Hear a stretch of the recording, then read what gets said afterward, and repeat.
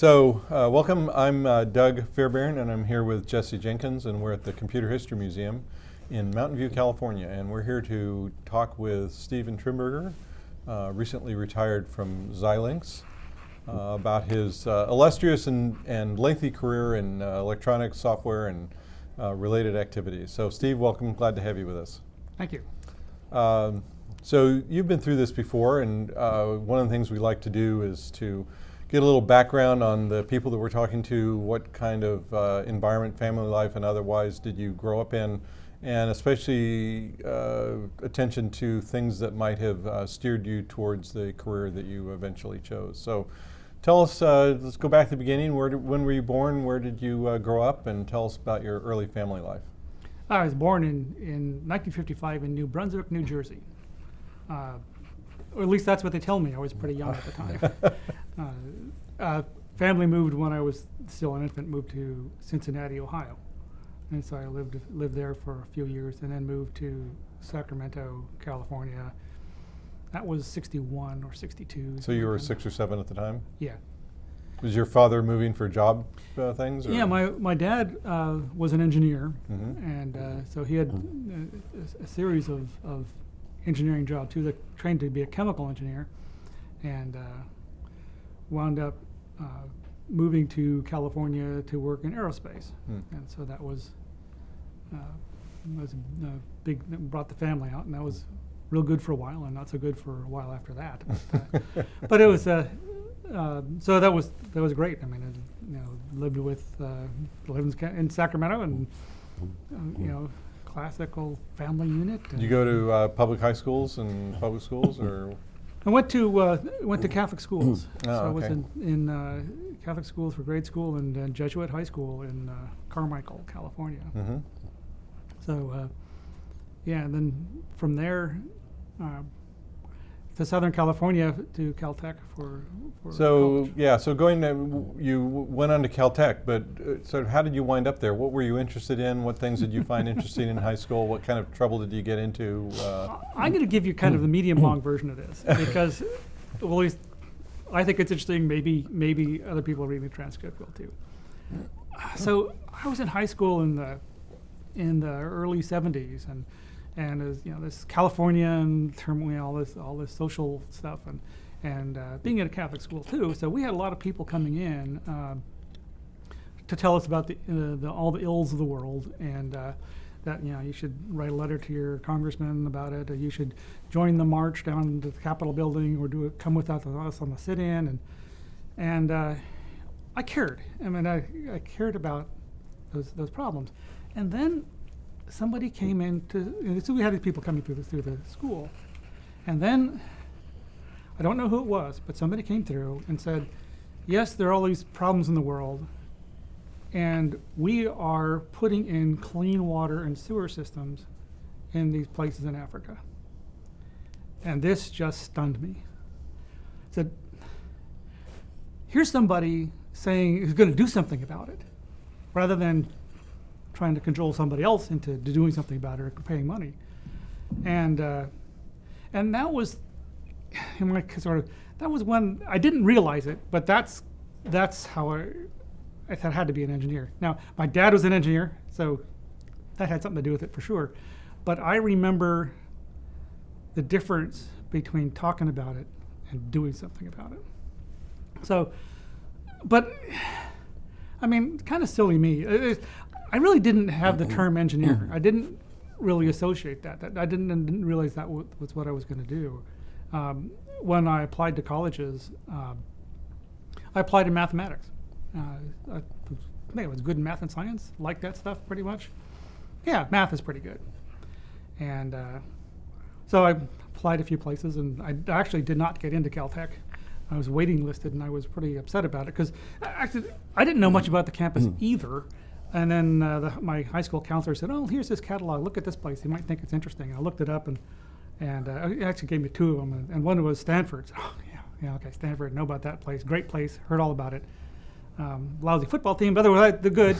But that was '70s. So and then, but then there was this Caltech place I'd never heard of, and I started looking through the catalog, and I said, Jet Propulsion Laboratory. Palomar Observatory. I heard of these places. I want to be there, right? And so it's like that became my number one school. So did you apply to Stanford as well? Yeah, and I got into Stanford. I didn't get into Caltech, so I finally said, okay, yeah. So I'm paying all the deposits and stuff like that, and ready to go to Stanford. And then it was the second week of August. I got a letter from Caltech that said we have an opening. Are you interested? And okay, so sorry, I had to tell Stanford no. My life would have been completely different, or at least a slight deviation to come back to Silicon Valley. But so then I went to Caltech for that. And interesting is over the years I wound up working both those places. It was pretty exciting. So anyway, that's how I got down to Southern California. Yeah. So tell me about arrival at Caltech and how did you decide what to study there, and sort of what were your major influencers in your college career?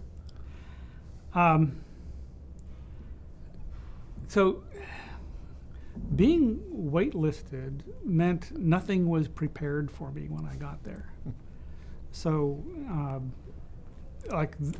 something like important like housing, and so actually I slept in the open air loggia ballroom of the Athenaeum first couple nights.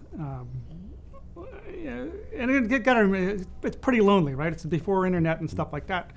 And so, I don't know what, parents dropped me off, said goodbye. I didn't know anybody there. And so anyway, I was there.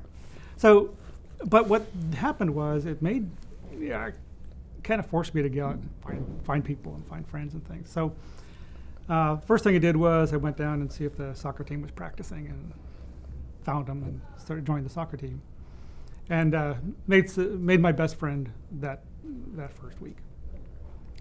So how did I wind up in engineering from mathematics? I decided to try everything.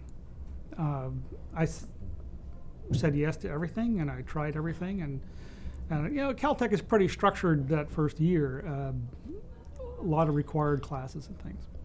So I took those. But then something come up, that looked like an interesting thing. That's introduction to all branches of engineering. Looks interesting. I'll take that. I'm gonna do that. Take that class. I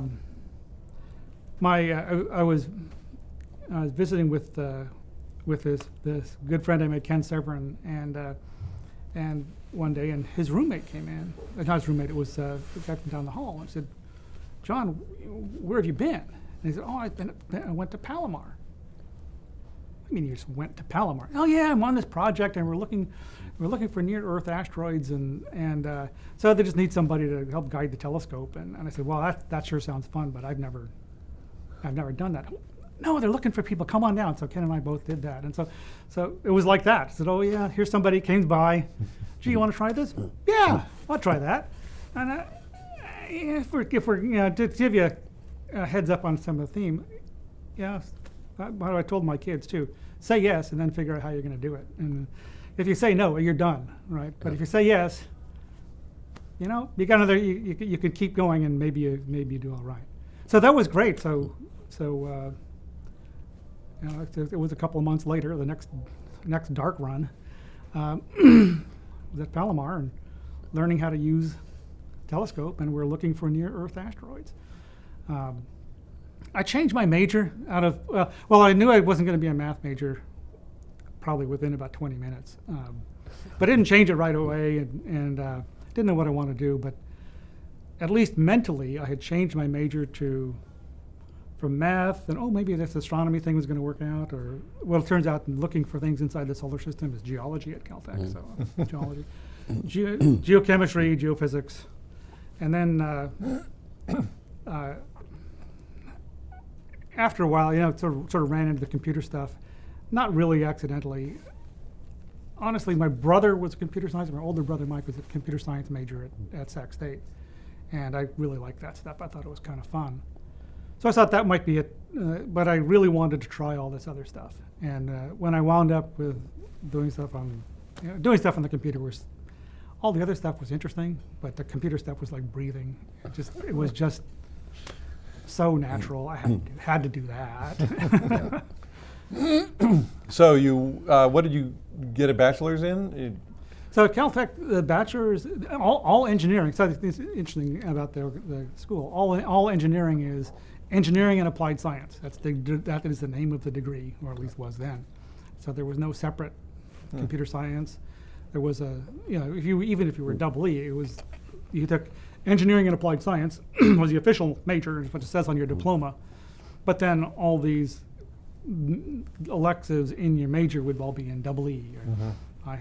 Mine were sort of some double E and some computer science, and by the time I graduated, those last couple of years is when Carver Mead and Ivan Sutherland were starting the computer science department with a focus on VLSI, and so I was just there. I mean, this was starting, and I walked in and said, "I'm going to do that too," and just started doing it. So you went on and got a PhD, but did you think about leaving after a bachelor's, or what was the transition to graduate school? So yes, I thought about leaving, and I interviewed, had a couple job interviews, and the jobs that I interviewed for, and the companies didn't seem all that exciting. It was real work and looked like fun, but it just didn't seem all that exciting to me. So what I had done at that time was to give myself options. I also applied to graduate school a few places, and so and I had gone into and I really liked the VLSI stuff going on at Caltech. So I went in and talked to Carver, and I talked to Ivan, and I talked to Chuck Seitz, and I talked to everybody. And basically said, we like you, but we think it's right to go someplace else for graduate school. Otherwise, you get too inbred. Now I noticed there were a few exceptions to that rule, but I was not high enough on some pecking order to be that exception. I did not like it. I actually hated it. I thought that was being very discriminatory, and I was being treated unfairly, and so on. But so anyway, I wound up at UC Irvine in the computer architectures group doing data flow, and for Kim Gostelow, and all those things that they had said about go someplace else and learn all the things that they know there that we don't know here, absolutely true. I mean, true to a degree that I wasn't even sure they understood. What was happening at Irvine? Well, there was a data flow real computer architecture, and the data flow group, and then there was an artificial intelligence group, and there was a data structures, data structures group. There was all this stuff that would not have picked up anywhere else, and then So they didn't have that at Caltech? No, and so you got to understand. So also Caltech, then as now, they in their graduate program they focus.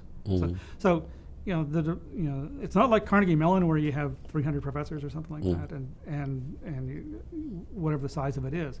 At Caltech there were 3 or 4 professors, and the intent is to not become knowledgeable about the whole span of knowledge, but be really good in some area. And so computer science. Their computer science at that point was the VLSI program. There was no operating systems and compilers and anything else, just VLSI. So it was actually pretty. It actually played into my hands in a couple of ways. I'm going to roll back a little bit because I really want to tell this story. So. When I was in grade school,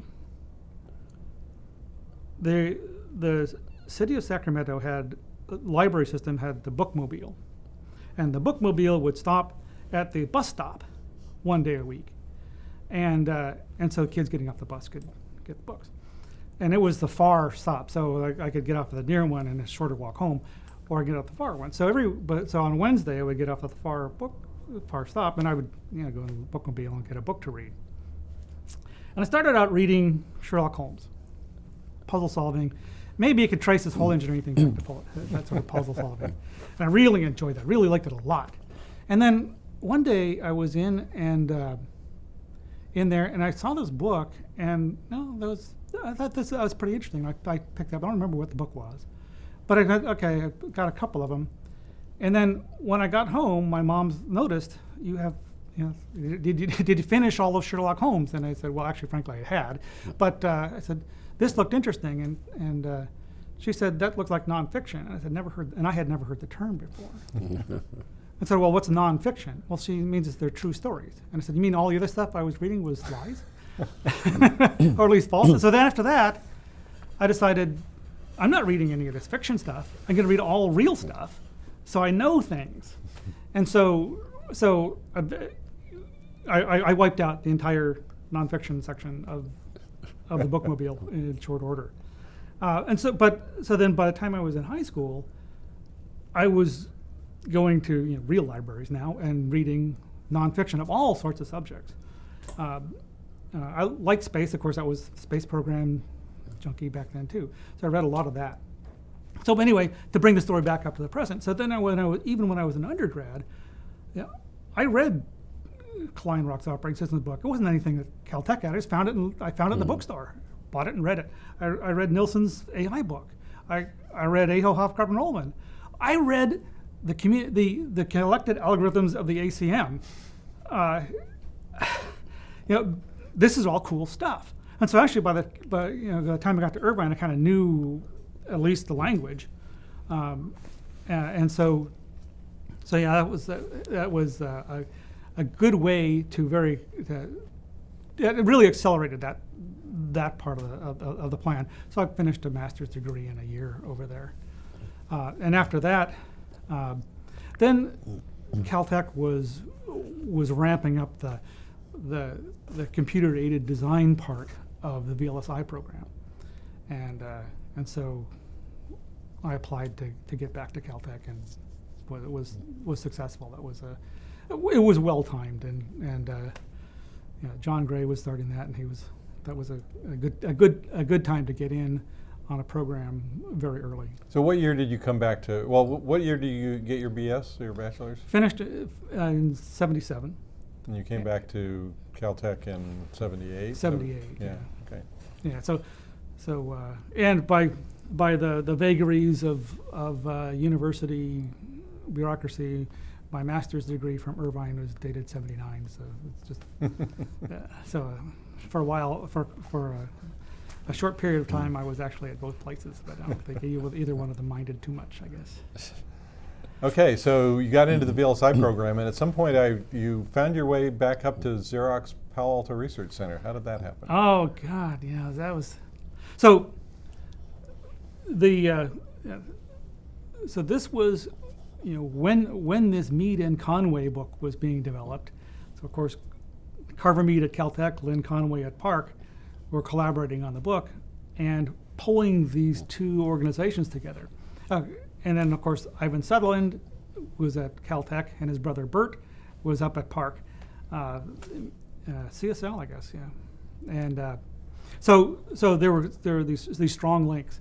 And so then we started getting some really interesting speakers down to Caltech, like Bob Sproul, Alan Kay. So this seminar series was just spectacular. So that was, anyway, that was going on. This actually started when I was still an undergraduate, and it's another one of those things I was talking to my good friend Jim Rowson, and one of these meetings this fall of my start of my senior year, and he said, "Oh yeah, I've been up to this. I spent the summer at this place, Xerox Park," and I said, I hadn't heard of that place, but and he started to describe what was going on there, and I couldn't put it together in my imagination. Oh yeah, they've got a computer there with the graphic display, and you can type and you can see what you're doing, what you're typing. Okay, you got to remember, this is '77. My imagination was, well, they have one computer up there that did that. that was what my imagination told me, and so it was another one of these episodes, sort of like getting to Palomar, that. I said, "Gee, that sounds great. How do I get a piece of this action?" Yeah. He said, "Well, it's this guy Doug Fairbairn, and And you know Lynn Conway? I said, oh yeah. So, oh yeah, well you know, that's what that. So why don't you should just apply. I said, well, gee, will you take my resume up there or whatever? I said, so I expect that's not how it happened.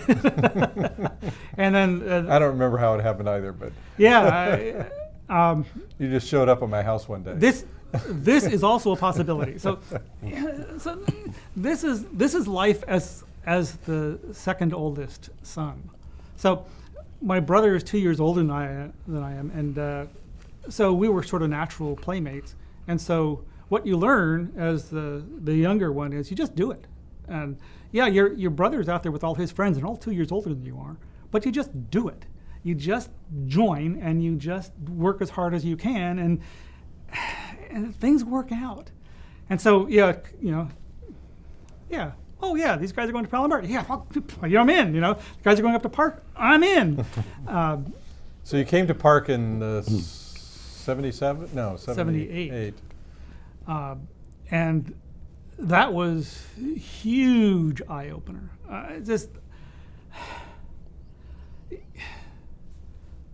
got to remember. Yeah, again, for all you guys reading the transcript out in video land, you have no idea. You have no idea.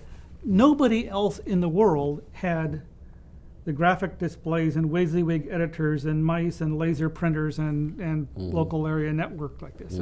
We had email and stuff. Why? Because at Caltech we had one computer and everybody had an account on that computer and that would work. But they had nothing like PAR. Right. But we had a visual editor. VI wasn't quite there yet, but no. So I get up to Park and see what's going on there, and it was just jaw dropping. It was. That summer, I walked 20 years into the future. That's what it was, and it was. Imagine, here we are in 2017. What if it was 1997 and you walked 20 years in the future and found everybody with a cell phone? Everybody, right? Not just a cell phone, smartphone, right? Oh yeah, wherever I am, I just maps. Who cares? And that was like, and so Park, you get there and networks and mail and file servers and printers with all the multiple fonts. It was just there was even a color printer, and so to be there and to see the just stunning and actually I should roll back. I just missed the most important one: personal computer. You had I was the only one on this computer. Amazing. It just way over the top. It's amazing how fast you get used to that stuff. So which I did. So what did you work on that summer?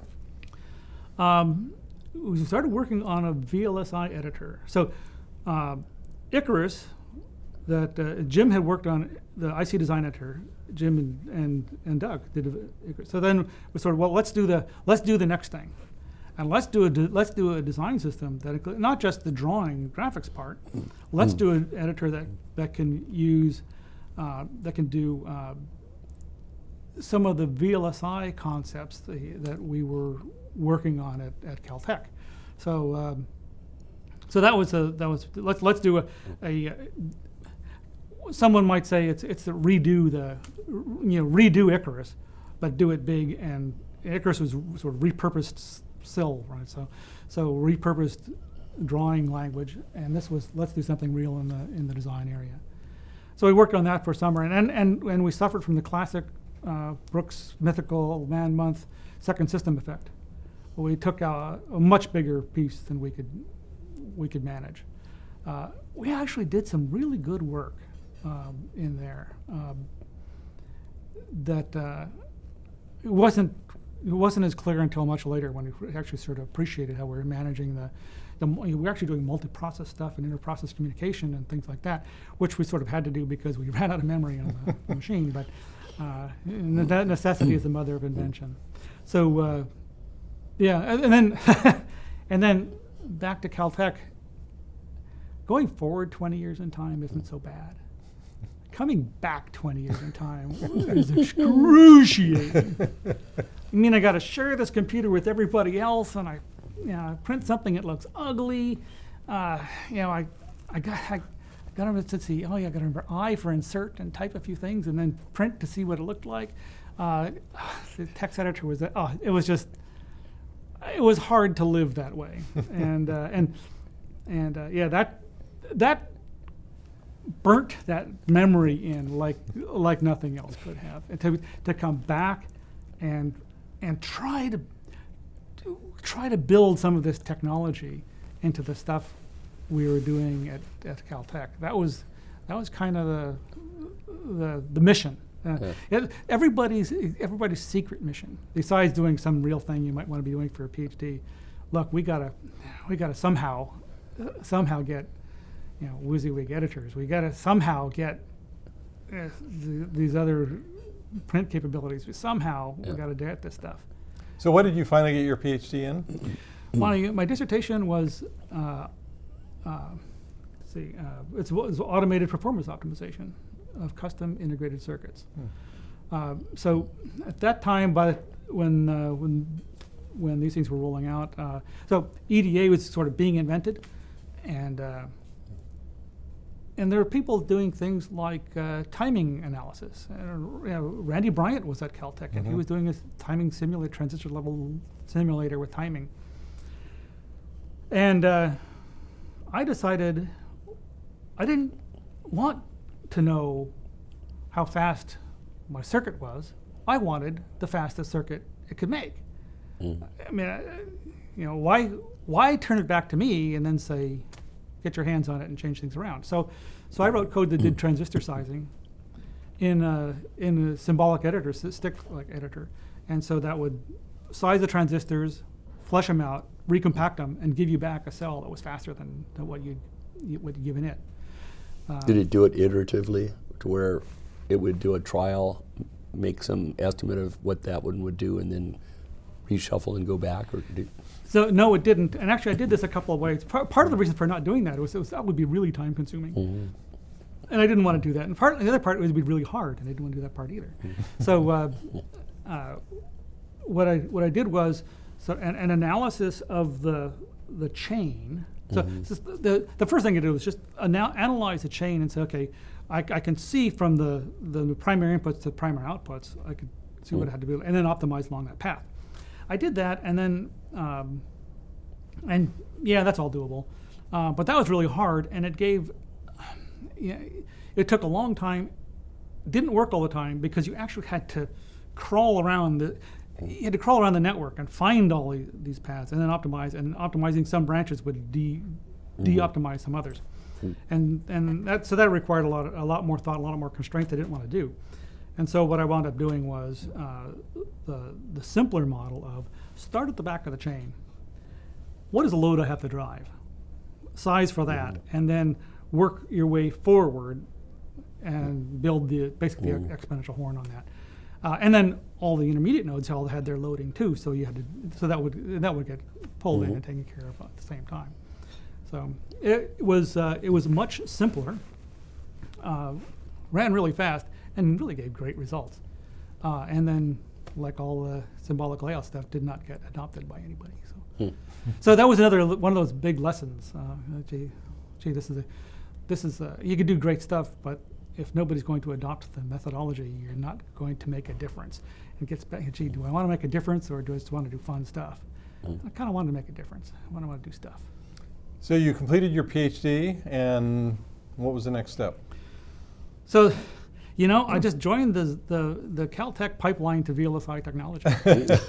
It wasn't automatic. So I interviewed with a few other places. Like I interviewed at Daisy. They were building hardware to do EDA, because back then, again, not everybody had these personal computer thingies, and workstations were kind of workstations, but they're pretty expensive. And so Daisy was building the hardware and the software and selling the package.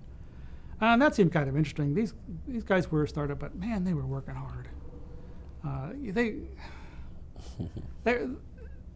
They were working really hard. And when I saw what they were doing, I said, my thought was, I know why they're working too hard. They're solving two problems when they only really need to solve one. All you need to do is do the software and buy the computer from somebody.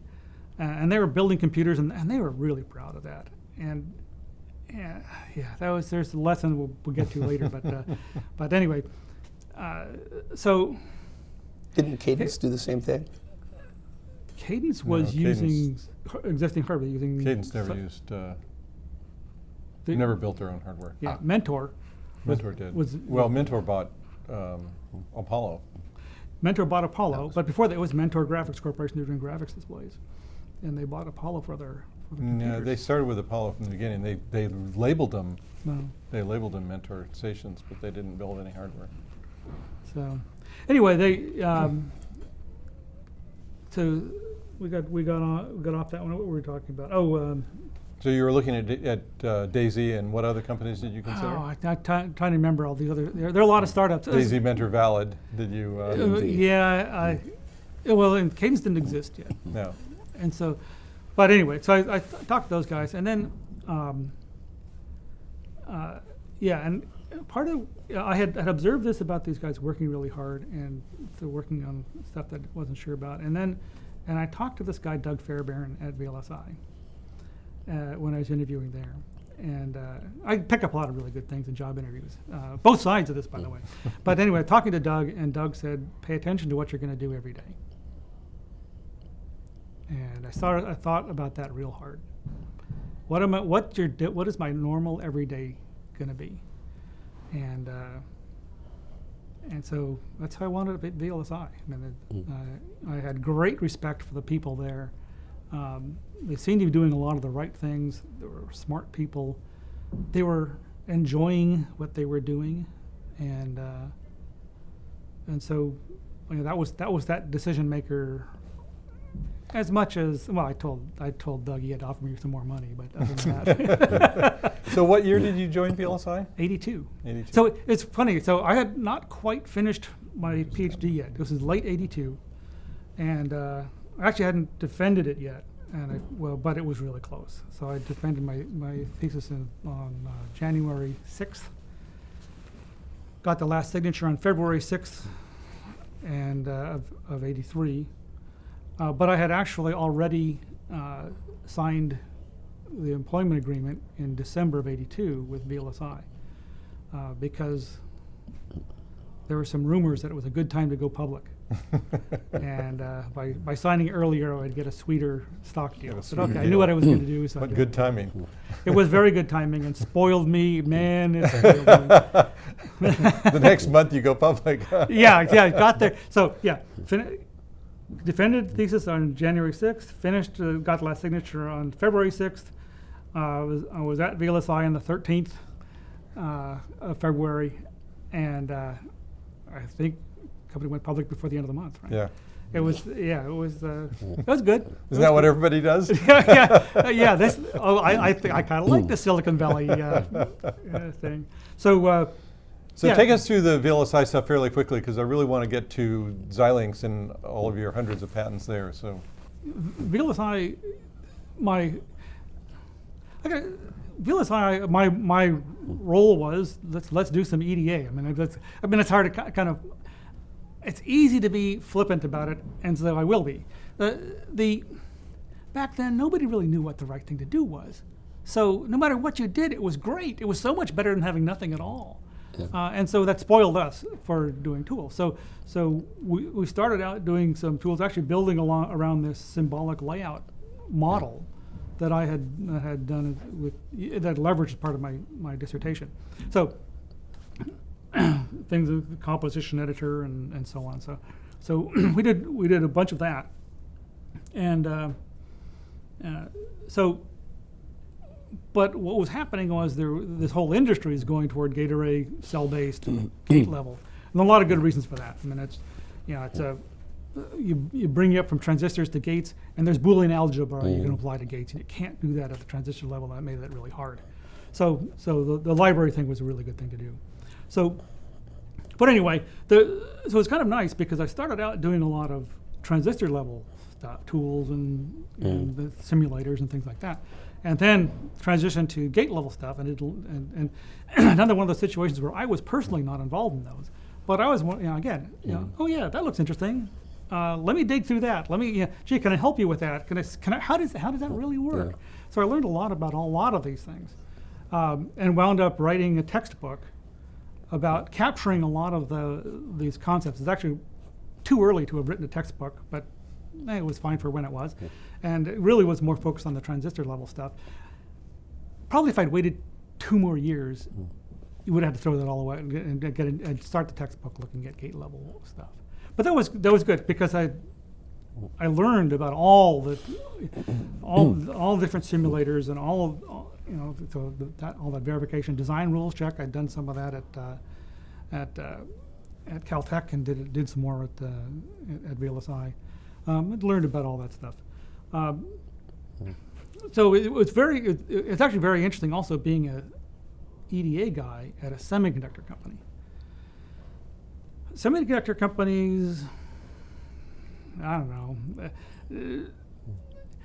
maybe it's an overgeneralization to say they don't value software, but VLSI was a bit more open-minded about that, but still, and it was recognized that software was the wedge that got you into a lot of these accounts back before there was an EDA industry, and so that was pretty important. So that was one of those lessons I took from VLSI. It's also nice being at a company. Okay, it was a startup. I got there pretty early. I got to see how these companies were organized and grew, and I knew a lot of the principles. And that's one of the lessons. Actually, it started before that, but something, CEOs are real people, and they're not physically larger than everybody else, and they're not 10 times smarter than everybody else. And they're people. And you get them talking about their kids, and they love you. So that's one other thing I learned about. Okay, yeah, these people, these executives are very approachable, and it made me more comfortable throughout my career in dealing with a lot of people with lofty titles, at least, and people that I had, heard about, just reputations, and finally get to meet this person, and it was pretty exciting. So that was one of those opportunities at VLSI to meet all those people. So you were there for a few years, and then in 1988, is that right? 88 is when I left, so Doug, you might want to plug your ears. So here's what happened. So when I was looking for a job originally in '82, I had asked a friend of mine, Teresa Bronk, who is a CPA. I said, how do you evaluate a company? And so he told me a little bit about cash flow and things like that. And so that was, okay, so I could look at some of these companies and think about cash flow and revenue and all that. So I knew a little bit about that. I knew I didn't know a lot. And there was this guy at VLSI who'd been at Intel, and he'd been around the Valley a lot. He was very much more senior, Scott Nance. Mm-hmm. I said, this guy probably knows if we're off the rails or whatever. And so he's my canary. So we were going, and then one day Scott announced he was leaving, and that rang the bell for me. Okay, I got time to be kind of serious. I was a little uncertain. VLSI was up, VLSI was down, up quarter in a down year, down quarter in an up year. I didn't know what was going right or what was going wrong. But if my canary's gone, then it's time to start looking more seriously. And so that I did. And the fact that Scott went to Altera, I didn't think that I would follow him to that place. But then that's when I started looking and said, okay, well, what else is there? And by that time, there was an EDA industry. So I looked at Synopsys and Cadence. And Mustafa Veziroglu was over at Xilinx. He said, you ought to come and talk to us. And I got to tell you, I had heard about Xilinx. Oh yeah, there's this company, and they're making this gate array, and you program it by writing into a memory on it. And I'm thinking, this has got to be huge, and it's got to be slow. And I knew one of the things that you knew from the ASIC business was the way you succeed in the ASIC business was you have to have the fastest device, you have to have the biggest capacity device, and you have to have the cheapest device. And what was that FPGA? It was slower than anything. You couldn't get very many gates on a chip, and it was ridiculously expensive. But you know what? I wanted to play with one of these. This might be my only chance to do it. I better get over there quick because these guys aren't going to be around long. So that's what it was. Partly was, I'm going to get over here and play with this thing. The company will probably go out of business, and then I can do something else. But in the meantime, I get to play with the toys. And had you had children at that time? No. So that was the other guy. I just got married. Mm-hmm. So that was that year, '88. Got married, new job, and found out I was going to be a dad. Yeah. So big changes in that year. So it stopped being the carefree life of the young professional, and time to get a little bit more serious. But took the jump before I knew I was going to be a dad. Okay, this is Jess Jenkins, and I'll be covering the Xilinx years with Steve Trimberger. And as we left off, Doug had just transitioned Steve from VLSI, following his canary in the coal mine, Scott Nance, into the programmable logic world. Steve landed at Xilinx, and as I understand it, you initially reported directly to Bill Carter, or was that? No, So I initially reported to Kathy Preby. Kathy Preby was head of software at Xilinx, and the easiest way to get fired from Xilinx was to be responsible for software. Oh. So there was I'm not sure exactly how long she lasted after I was there, Yeah. but so it gets back to this. Semiconductor companies didn't appreciate software. When you're saying software, you mean the CAD software used to design the ICs, or the software used by the end user to design the FPGA? So this was the software used by the end user to put their design into the FPGA. Okay. So this was what most customers saw as Xilinx, as Yep. what do they do with Xilinx? Oh well, I run this tool and I do something, and then a bit of magic happens, and then I can load this program into the control bits in the FPGA, and now that FPGA device now functions as if it had been programmed with those circuits. So I'd like to throw in a Bill Carter quote. Throw in a Bill Carter. Bill quote. Carter Good. commented that the software is the lens through which the end user sees the FPGA. I thought it was simple. Software is the lens through which the end user sees the FPGA. It's much more poetic than I believe it. That's Bill Carter. Yeah. So that's I got to Xilinx, and my first job was make the place and route tool run faster.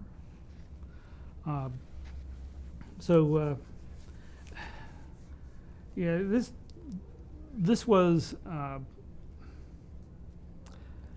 don't know. I'm pausing here partly because it was so painful, and partly because did we even know what we were doing? Yeah. And either tactically or strategically. So I'm going to tell a bit of a story that maybe you were planning to get to later, but the FPGA and PLD story. Okay. Let me tell the FPGA and PLD story. Sure. So this is partly observation after the fact, and partly as it was going on.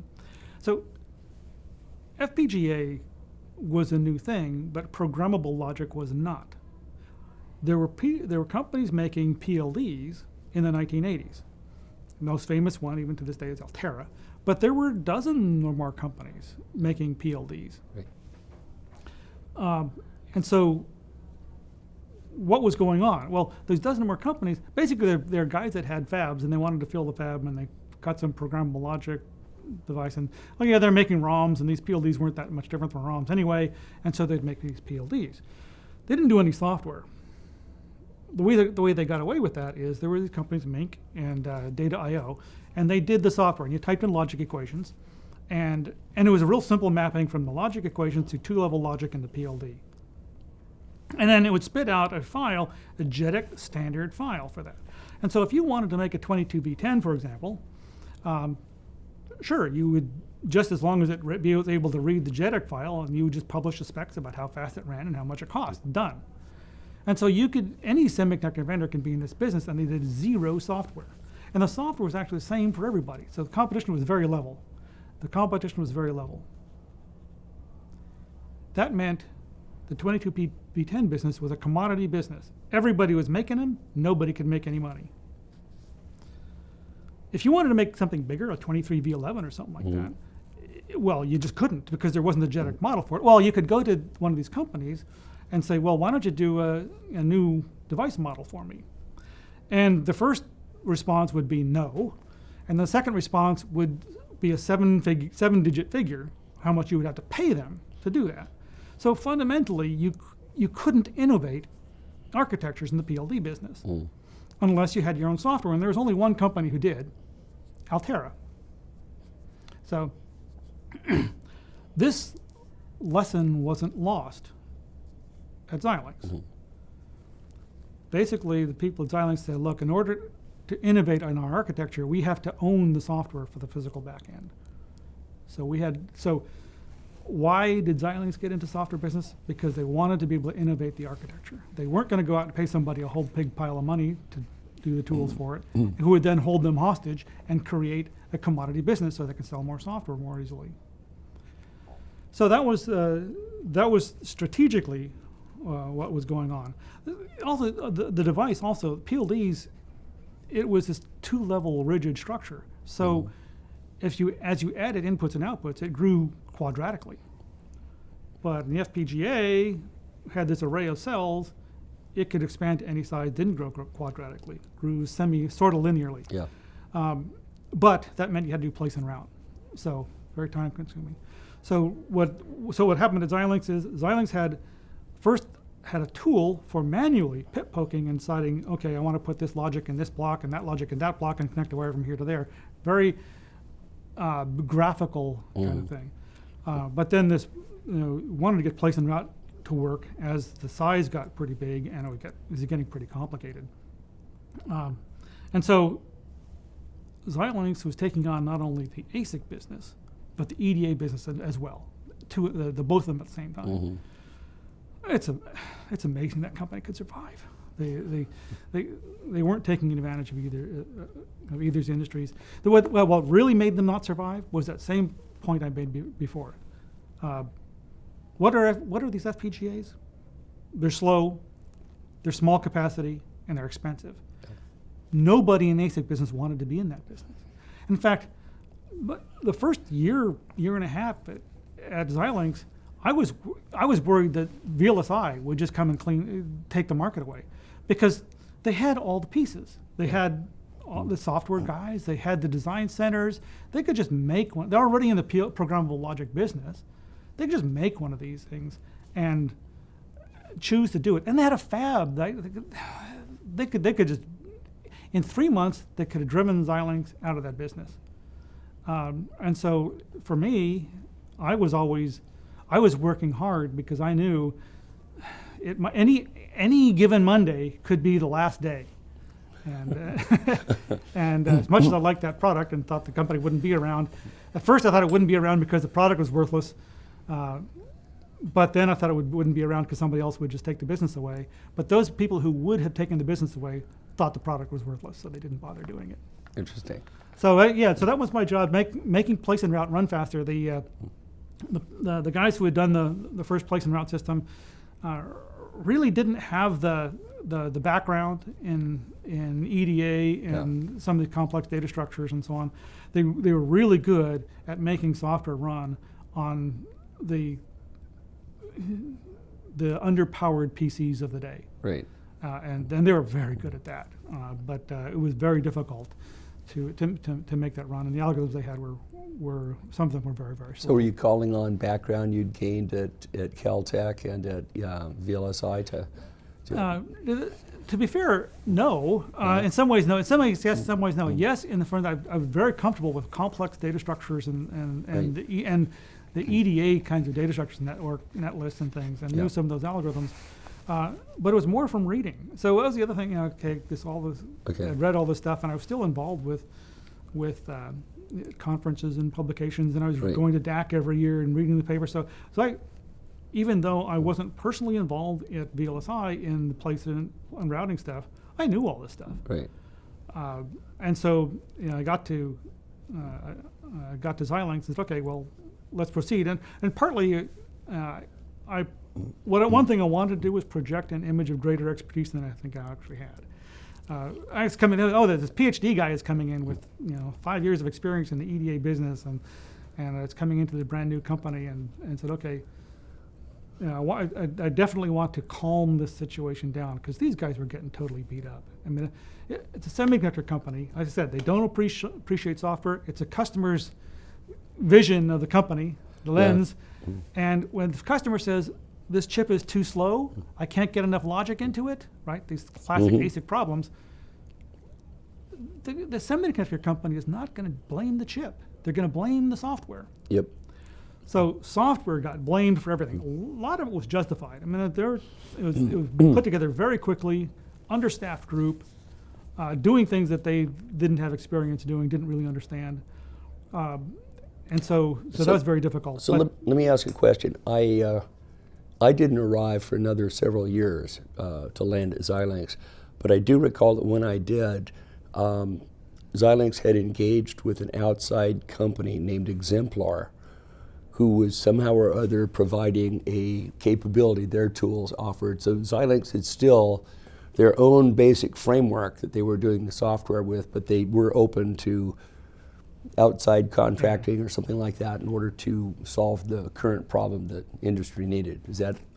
Yeah, so there was certainly a recognition that you couldn't do everything. Didn't have enough people to do everything, Right. and all that. So Exemplar was one of the things that Xilinx was doing was Xilinx had people doing code, had some outside contractors would do stuff. So they bring in contractors to write stuff and link it in. And Exemplar was one of these, kind of a funny relationship. So the agreement was they had a synthesis tool, and they would link that in. It's just a circuit optimizer. Synthesis is too grandiose from 2017 to think back, but it's a little circuit optimizer. And so the idea would be to link that in and put that under the Xilinx umbrella, and so nobody would even kind of see that. Wouldn't be aware, yeah. Yeah, Ewald Jenkins at Exemplar didn't want to give his code just to one place. He wanted to sell it everywhere. So he had an arrangement where Xilinx would get it, and he would still be able to sell it, and so on. And so he kept the company name and sold that as well. And so that was bringing in this code under the Xilinx umbrella. Xilinx also did not do schematic entry, so it was links to FutureNet. It was links to I forget Data.io. I think at one point that company came back. And what was we both remember FutureNet. That was the schematic, yeah. Yeah, and then so anyway, there are also links to the third-party suppliers of tools Xilinx was not doing. And so I think the point I was trying to get, which I think is in agreement with you, is that Xilinx recognized they had a software problem that needed to be solved, but they also recognized they needed to do it quickly because they needed to get into market so they could be selling chips. And sometimes the way to do that is to use outside help. Yes, and so then the question is, what part of it must we own? Right? Yeah. In order to preserve that ability to innovate architecturally, we must own the physical design part. Yeah. Back end. The schematic entry, and anybody can do schematic entry, read XNF. Oh, what about this optimizer? You know what? We can link an optimizer and can do some optimization and connect it to this physical design. Those decisions changed over time. We talked about that too, but and then also I should say I got to Xilinx in '88. The company was founded in '84. Right. So Xilinx has been through this a couple times. So Xilinx had the original 2000 series, and it was primarily manual entry. 3000 series, some automation. There was one thing they had not done was pay a lot of attention to how much interconnect you need for the amount of logic you're putting in. There's good and bad on that. If you really look at some of the classic work, the wrench rule stuff that came out of IBM in the 60s and Right. 70s, if you looked at that, you need a lot of wiring to connect these things up. Yep. That would have made the chip even bigger and less efficient. Because customers look at how many gates you can fill, not how many wires you've got. Exactly.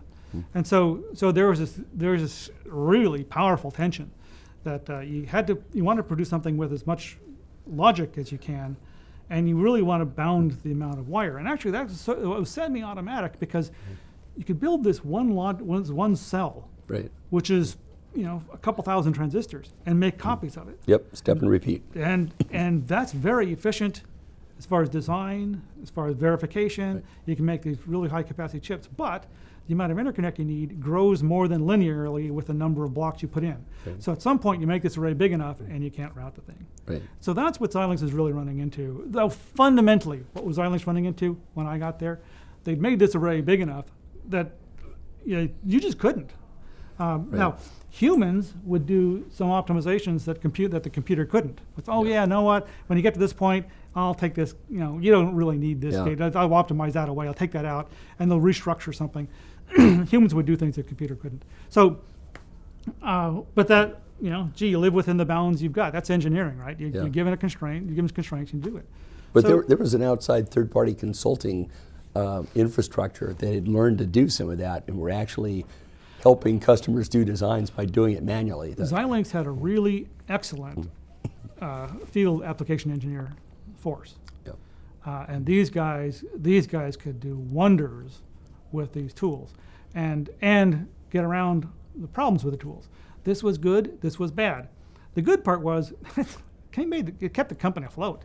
Yeah. I mean, basically, the way you got a design to work at Xilinx is you'd start it, and then if you were important enough, you can convince the field sales guys to come out, and they would Make they sure would it do something happened. amazing, Yeah. and do something really. And so these guys, and there was a joke while I was there that no software strategy lasts more than 4 months, and the reason was we had a FAA meeting every 3 times a year, and so these guys would come in and say, all the software, it's all junk. What I really need is tick, Yep. tick, tick, tick, tick. So I need something to constrain a wire to a vertical long line. I need to be able to block out a whole row of blocks. Yep. I need and so these were the priorities for the next few months, and so. Look, we know we really need to put in a more efficient database for our place and route tool, Yeah. so it could run faster. And once it runs faster, now we can try more things and we'd be able to optimize and do Right. some of the stuff they're doing manually. We can do it automatically, but it's going to take us 6 months to do it. Yeah. It's outside the 4-month window. There's no chance. Yeah. So we started sneaking some of this through, but yeah. The thing is that I remember when I arrived, I was really impressed with how much influence Scott Brown, the VP of sales, and his field applications team had in terms of driving technical direction. And Yeah. Bernie von der Schmidt seemed to be completely behind that. Yeah. And that support. Well, and it was the whole company. I mean, if I sounded like I was complaining about it, I apologize. So, I mean, on one side, I was, I wanted to do technically the best stuff that we could do, and I knew what had to happen to or at least the next couple of steps. Sure. But I also understood that this is driven by money. And if you don't have the money, then you go away. And I had come from VLSI Technology. One of the things that I should step back. I got to my job interview. Yeah. I got some time with Bernie von der Schmidt, and one of the things he showed me in that job interview was, the only one that mattered. It was the money. Yep. And he was showing revenue growth. I'm looking at this curve, and this is consistent revenue growth. Mm-hmm. I didn't know how he did it, but this thing that I thought was not going to be very long-lived was going to be longer-lived, and it was behaving a lot better than the ASIC industry I came from. While I'm on that, I should talk a little longer about this job interview with Sure. Bernie. Yeah. So one of the things, when I was looking to leave VLSI, I interviewed at various places, and I did talk to a few CEOs. And I talked to a few managers, and some managers who I would not have hired. And when I talked to CEO, I told them that. But anyway, I got to Xilinx, and I got a half hour with Bernie Bonderschmidt. He's CEO of the company, founder, and one of the things he showed me was this graph. Here's our revenue, and that was, he could have stopped it. This is adage in sales, right? When you've sold, stop selling. When you made a deal, stop selling. Yep. But he kept going, and he said, look, maybe he didn't know. Maybe I had my poker face on. But then he said, gee, well, we will never have a fab. Why? Because everybody, even Japanese steel companies have fabs. There's no reason to have a fab. There are all people out there who will turn sand into transistors for you. Right. The trick is not that you can do that. That was last decade. This decade is you got to be making the right thing. You got to focus and make sure that you're doing the part that adds the value. And so that was, then he pulled out some numbers about the total investment of the entire ASIC industry and how the entire ASIC industry had not paid off their initial investors. Oh. I said, and guess what? We will have paid off our investors by next year. So, oh God. Okay. I think he was an Eagle Scout, wasn't he, Bernie? That I don't know, but he deserves it. Yeah. So anyway, that was. So the company had been in business. They were the curves were behaving very nicely. They're starting to make money. Yeah. We're not public yet. Yeah. Okay, so this is another one. Okay, yeah, I think this is a pretty safe bet. If we can just get this software thing resolved. But then the other thing they were doing right, whatever they're doing right, focus on sales. Yeah. Make sure the sales guys are happy. Make sure those guys can function, and a lot of other problems will resolve themselves. Yeah, you get money flowing in, you can start hiring more people. That could only be good. Right? And so as much as it was aggravating to see that, I believed it. I believed in the process. I had been one of the things I had done at VLSI. I'd gone out to customer sites when they were having trouble with software and held hands with customers, and I did gain an appreciation of how difficult it is to be a customer. Yeah. And have a piece of software doing something and you have no idea why it's doing it. Right. But you don't have, all you can do is control what you do. Right. And so I had real empathy for customers and sales support. Yeah. So for a while we were sort of splitting our effort. We had, for a long time we wanted this core improvement group, but we also had the shock troops in the software organization. So you know what, when those application engineers come in and they start demanding something, there's a dedicated resource for that. In fact, they don't even have to come in for that. You get a phone call, you send it here, he's going to work on that. That was the job that Philip Frieden did for a while. He had a really good feel. I think Joe Maloney did that kind of thing for a while. Yeah. So that was what I was brought in for, to work on the software.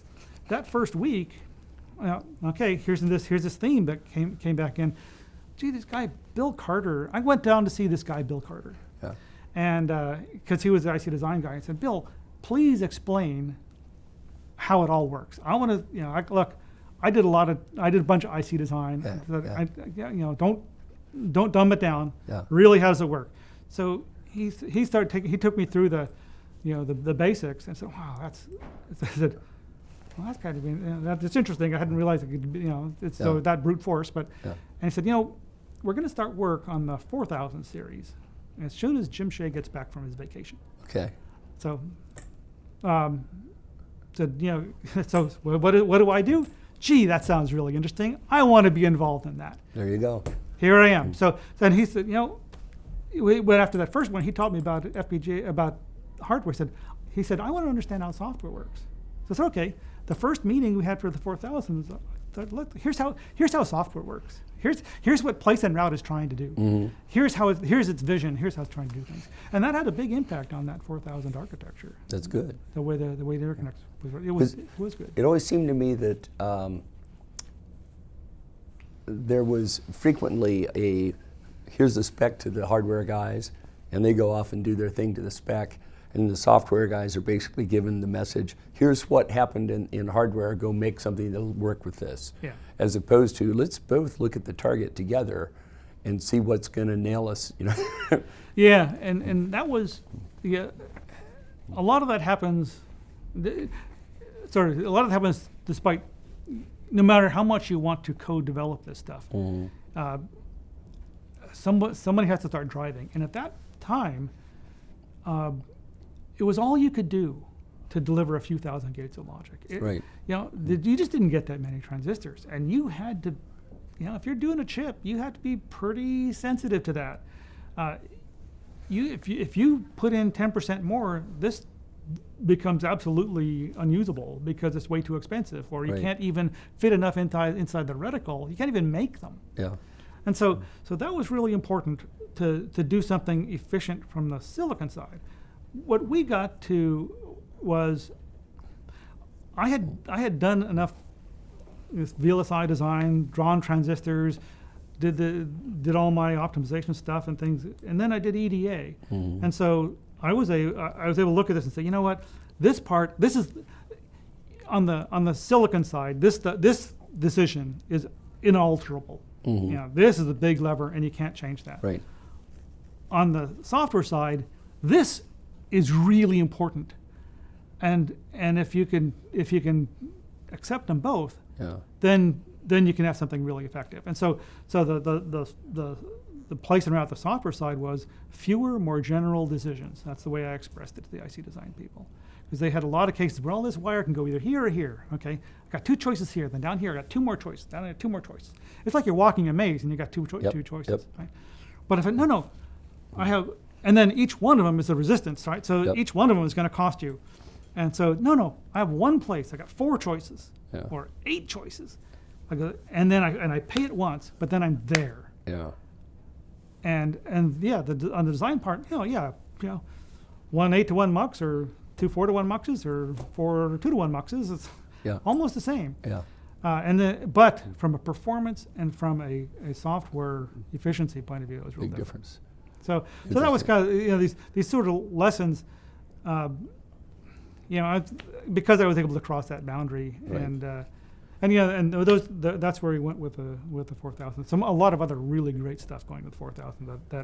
The 4000 had a lot of varieties in it. It seemed to me like the speed varieties were the A, B, C, etc. And I think there was an H version, and was there an HL or something like that? So there were, So everybody in the semiconductor business did speed grades, right? So you build them, you bin them, and the fast ones you sell for extra money. Right. Yes. You didn't do any extra work. Yep. Right? And then then the other thing we observed at that point was, we had this problem with big arrays needed more wire. Right. And so we said, okay, we will envision 3 ranges. We're going to have a low, a middle, and a high, and we're going to build the middle first. So we're going to, and because that was going to be sort of the high end of the 3000 series and getting a little bit bigger. So we'll build the middle first, and then we'll go back, and for the low cost version, we'll tear out some of the wires to make, and when we make a smaller array. Right. The good part about that is very similar architecturally, leverage a lot of expertise. Bad part is it's new stuff. You had to do new layouts and everything. Right. In fact, everything was pitch matched. So when you shrunk it, you also had to shrink the IOs too, because they were pitch matched. Okay. And so it was actually a lot of work from that perspective. And simply on the high end, now to avoid the problem we had with the 3090 and 3095, which was you just couldn't route the dang thing unless you had an extremely benign architecture, or you wound up in the software knocking out whole rows and columns of blocks. You can't put anything here or here, but so you get extra wire. So in the high end, we would add more wire, and so we built the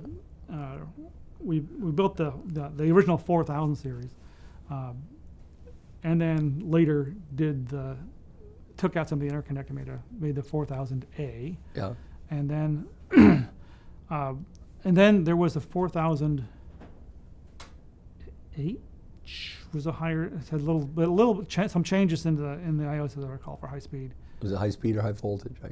No. No, it was always 5 volts was the peak, right? Yeah. Well, yeah, and then kept coming down. And then there was what was interesting, there was an N version, which was made to compete with Altera's devices that did not have memory. Non-volatile. No, not non-volatile, no memory. No memory, okay. So the logic block in the 4000 could be structured as an adder, Right. a 2-bit adder, or as instead of just a lookup table for the logic, it was a RAM. You could write into it. Okay. So you had all these distributed memories. And so when Altera came out with a competing product, it didn't have the memory capability, so and it was lower cost. So Xilinx created a marketecture, they called it, that basically it was the same device, but just like we would speed bin for speed, Right. just bin these for memory capability, and so then we just didn't guarantee the memory and sold them for much less. And so anyway, that was marketing stepped in on that. There was then there was a version done in one of those things where companies do something stupid. A big customer at the time was QuickTurn. They did logic emulators. Right. And one of the problems with logic emulators was they had to partition their design into 100 chips, and so they used a lot of I/O. Right. And so in fact, they were using about 10% of the logic because they were I/O bound. And so what they asked for was more I/O. And so they asked Xilinx to build a chip with more I/O. So Xilinx did, and actually took a 4000, so it took a device of 4005 and basically brought all the signals, inputs and outputs out, just brought them all out, and doubled the number of I/Os for a specific customer. Yeah. So as soon as that was available, the customer said, "Oh, that's very interesting. We noticed the I/Os are very similar to the 4013, the bigger chip. Why don't you? We want the bigger chip, but sell it to us at the lower price." Now I want to pay for what I'm using. And Xilinx said yes. Oh my. Should have said yes from the get-go, right? Right. Should have gone the first time they came and said, "Want twice as many I/Os?" I said, "Look, we got one of those. Yeah. It's called the 4013, Yeah. and we'll sell it to you for 20% Right. discount, whatever." But they didn't. Anyway, that was that. So, what made FPGAs successful? Amortizing the design cost across all the customer base. So when you start making custom chips for somebody, Right. you void the advantage. And so You only have one customer. one customer for you're back in the ASIC business. Right. And what killed, one of the number of things killed the ASIC business. Too bad Doug's gone, but he could argue. But I'll tell you, one of them was only 1 out of 3 of the designs ever went to production. And those companies killed themselves on the front end. Tools weren't that good. There was a lot of design effort. It was expensive. Right. And so they would, 2 out of 3 would not go to production. You'd lose money. Yeah. And so in the FPGA business, the ones that didn't go anywhere didn't cost you that much. Yeah, maybe you had some field support help, but Right. you didn't make masks and you didn't write new test programs Right. and you didn't do all sorts of other things. And so you did not want to get back into that in the ASIC business where you're doing custom FPGA for somebody who then will buy it or not buy it with Right. a 30% probability. Yeah. So that was a lesson that got learned and unlearned and learned and unlearned throughout this industry by everybody who's been in it. Did you think, jumping ahead maybe 5 years or 6 years to the Vertex 2 Pro, was that a similar thing because they had taken the subsequent architecture and worked a specific microprocessor into it? Yeah. And as I understood it, it had all the support issues you have with that, as well as not quite the acceptance that you'd want to have from customers. And even the ones that wanted it didn't really step up and buy it. Man, there are so many lessons in that device, good and bad. Yeah. We jumped over a lot when I brought that up. I just thought it was a similar type thing, is all. Yeah. Maybe it's worth discussing, but dropping a processor in there adds a whole new dimension of complexity on the software side. Oh, yes. And that just drove this whole issue through the roof. There were some very clever work done to encapsulate that, and gee, we're gonna offer 3 different versions of a processor in FPGA, and they're gonna come with the wrapper of programmable logic around them, and Right. depending on what you're trying to do, you'd use 1, 2, or 3, and to attempt to bound that. Yeah. But it was just, the complexity was so great. First of all, everybody wants to step outside the model. They're engineers, they're gonna meddle with it. But yeah, that was, it got really hard to use, and that was just the tip of the iceberg. And you start looking through the 2000s, what happened. But yeah, that was a good example. Let's go back and try and get up into Vertex pretty quick. But I remember you said when Jim Shea came back from his vacation that you'd be starting on the 4000 family. We'd start some design meetings. We'd get together every week, and we'd do the design. So we started that with just understanding all these other problems. What was the date approximately? What year? Is that 89 or? That was probably still 88. I mean, I got there. Okay. I got to Xilinx in October, and I believe that was by the end of 1988 we started talking. Yeah, Okay. it had to be. Yeah. Okay. And it seemed to me that the 4000 seemed to roll out over about the varieties and so forth, a 2 to 3 year period, wasn't it? It was longer than that. Okay. So the way this worked is, So during the 4000 development, Ross Freeman got sicker and sicker, and Right. wasn't really able to Wouldn't be coming in every day. to participate. He was the executive at that point anyway, and Bill Carter was in charge of the design stuff. But anyway, yeah. So it was about, Xilinx had a kind of a nominal year development process, and then the first device you make. This was Bill's goal. It's sort of a moderate size, moderate large capacity, something that big enough to be interesting and useful, and maybe make some headlines. But learn about the main problems. And would yield really well. Yeah. And then so it's sort of the sweet spot kind of device is characterized it as. And then the second one would be kind of the stretch device, to make something big, to really make some headlines. And the goal on that, I remember him saying was, we want to be able to yield 3 per wafer. That's how far you push it. And then after that, you start filling in around the devices. And that there was a lesson that came out of that. And in retrospect, at one point I looked back and said, okay, which were the big sellers in different families? And it was that, and they were basically in order of delivery. Yeah. And so that sort of impressed on me, gee, those things we were talking about, performance and capacity and cost, availability trumped them all. Yeah. If you had it and could hold it in your hand, That's right. you'd use that. I mean, it sort of makes total sense, right? Yep. If I could, if I'm building if I could build a wall and I've got bricks I can hold in my hand versus bricks I can order from the factory and that might come here someday. Yep. Let's get started with our tools. Yeah. What we've got. So yeah, that was. But anyway, so these would roll out. That initial 4000 family would roll out over the period of about a month. I mean, you get the first one out, you want to debug it, anything problems you want to take care of, and then they could roll out pretty quickly.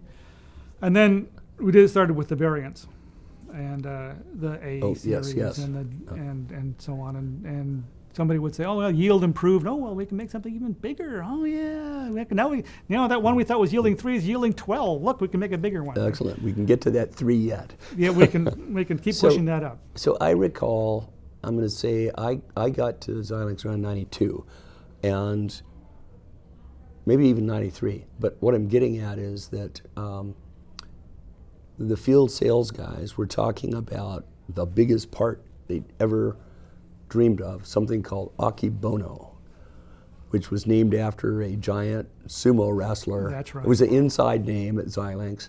And I remember somebody in the field sales at one of these sales meetings or FAE meetings saying, we're never going to find a customer who wants to buy one that big.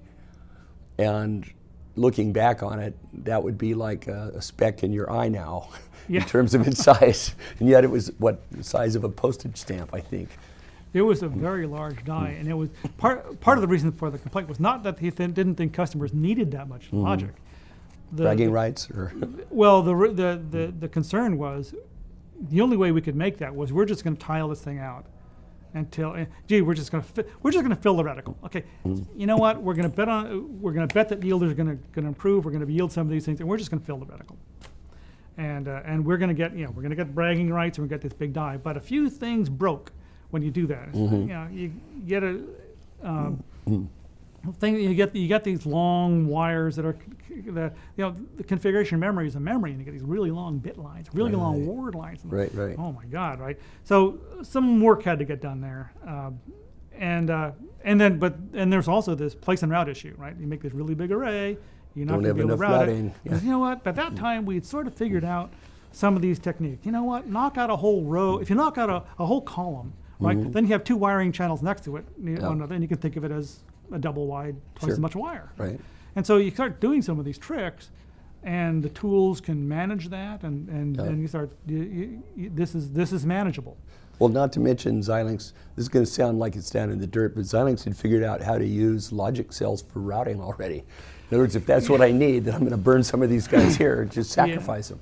Yeah, that was another one of these little tricks you could play that software wouldn't do it originally, but application engineers would, and so they had an advantage. They knew about these sneak paths and backdoors and shortcuts, and eventually the tools started to catch up.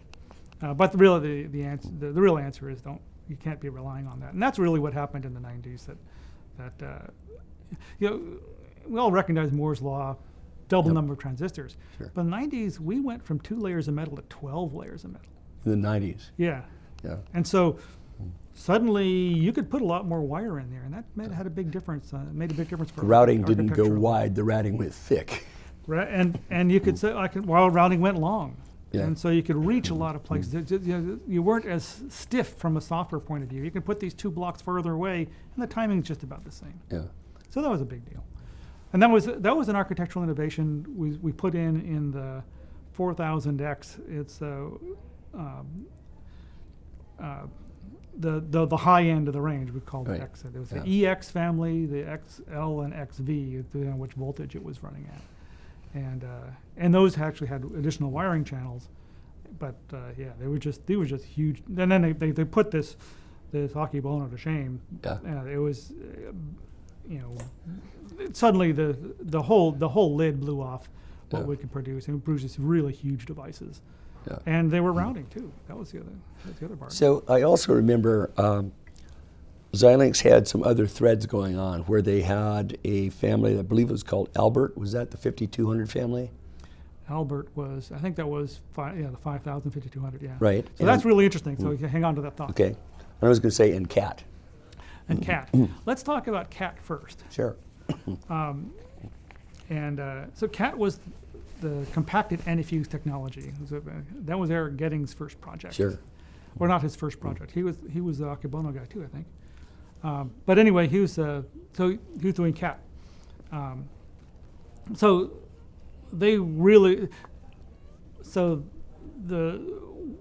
observation inside of Xilinx, or coming from the customer base, was, gee, these antifuse devices, they're faster than the RAM devices, and they got obviously if you could have a memory that's as small as a contact or a VIA, that's a lot better than a memory that's 6 transistors and all that junk. Yeah.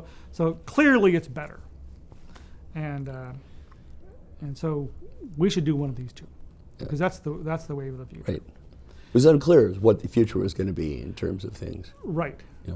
And so here's this, and then to keep in mind, it's a different technology, and this is what eventually led to its demise. But Xilinx did this, and so Eric was leading that, and I was on that for sort of advanced development kind of role. Did some interesting work in working around defective antifuses, which turned out to be, I think that was really interesting. But Xilinx produced these devices, and one of the goals was to actually make an FPGA. Another goal was to replace the entire TTL catalog. Mm-hmm. So look, you can go into, there's these companies and they're making these, TTL data book chips, and they've got a couple hundred chips they got to make. Well, gee, we could make one chip and just burn it a couple hundred different ways and just ship it, and now with one piece of silicon we can replace the whole catalog. We could take all that business. Well, interestingly, in John Berkner's interview on PALS, that was what he was targeting to do with PALS. The reason that didn't play out that way was because engineers weren't building out of jelly beans anymore, because they had program. I could fit a few thousand gates onto one chip. Why am I working about octal 8 inverters or quad NAND gate or something like that? No, they won't do it. Yeah. Right. So push for integration was there. It was so obvious to the engineers doing it. But still not a bad idea if you could replace the whole catalog, whatever. We thought that was nice. So anyway, when the antifuse device caused problems for Xilinx, because Xilinx had been arguing against antifuses for a long time. And then, so it was sort of like a politician saying, you know what, we're never gonna raise taxes, and they raise taxes. Yeah. Right? So they just can't do it. Right. So anyway, but Xilinx had this going, and actually had shipped some of these to some customers fairly quietly, but had shipped them, and then just pulled the plug. So a lot of this has to do with competitive pressure. So around that time, Altera had come out with their next. Didn't we also bring in Mr. Relance as the president, and he was kind of trimming things? Or? I don't recall that being. Okay. I don't recall that being a Wim issue. Wim was a lot more hands-off than Bernie. Okay. His stated position in several of these meetings is, I hire all you lieutenants, and I don't know this technology better than you do. Mm-hmm. If you can't agree, I have to make a decision, and it's a coin toss. Mm-hmm. So don't come to me with an argument. Well, I'll just toss a coin, and it'll be as good as anything. Come to me with an answer. Yeah. So if the silicon guys and the sales guys were arguing, and marketing, I can't think of how to spin it. He could just make a decision, and he would. But that was his position to go. He really wanted to push that back onto his people. That's a sort of management style that I've tried a few times that has not been all that successful for me. Well, but anyway, to get back to the cat. So then what was happening was we were pushing out the large 4,000 devices. That was in response to Altera's. They had taken the lead on big devices, on speed and market share, and so what actually, and that led the push to the 4,000. So we had all these derivative 4,000 parts we had talked about, but it really distracted the company from doing the next bigger, and we're doing those smaller ones and no memory ones and so on, and so then this Altera 10K device came out, and we were hurting. Yeah. So that focused me. I had been working on this Prism project. I said, okay. I went into Dennis and I said, look, I've been doing that, and I've been doing it 4,000 derivative. Look, we can complete the architecture definition really, really quickly. And he said, can all the pizza you can eat, get it done this weekend. And I said, well, we don't have to do that fast because we have this whole process that we have to go through. But we can nail the important parts within a couple of weeks and get the next people working. And then we would simultaneously progress on architecture definition, circuit design, layout, and completion. And so, we didn't actually have to get it all done in a weekend or even a week. Right. Actually, that wasn't Dennis who said that. Who was that said that? Anyway. Wasn't Bill. No, it definitely wasn't Bill. Dennis was kind of leading architecture definition or something at that time, wasn't he? Or? Dennis was Dennis Seegers. Dennis Seegers, yeah. So he was he was kind of advanced development heir apparent to Yeah. the head of engineering. Right. So anyway, that's how that played out. Let's make some decisions Right. very quickly. Right. And that's so that's when I actually got pretty good at forcing decisions at Right. that point, because at that point, so I had been on the architecture definition for 4000. I led the architecture definition for the 4000X, Right. and so that was okay. Steve, make Right. make it Right. so, and so it was interesting because we didn't have any time. So a lot of decisions that we would like to have data for. My rule was, so assume Moore.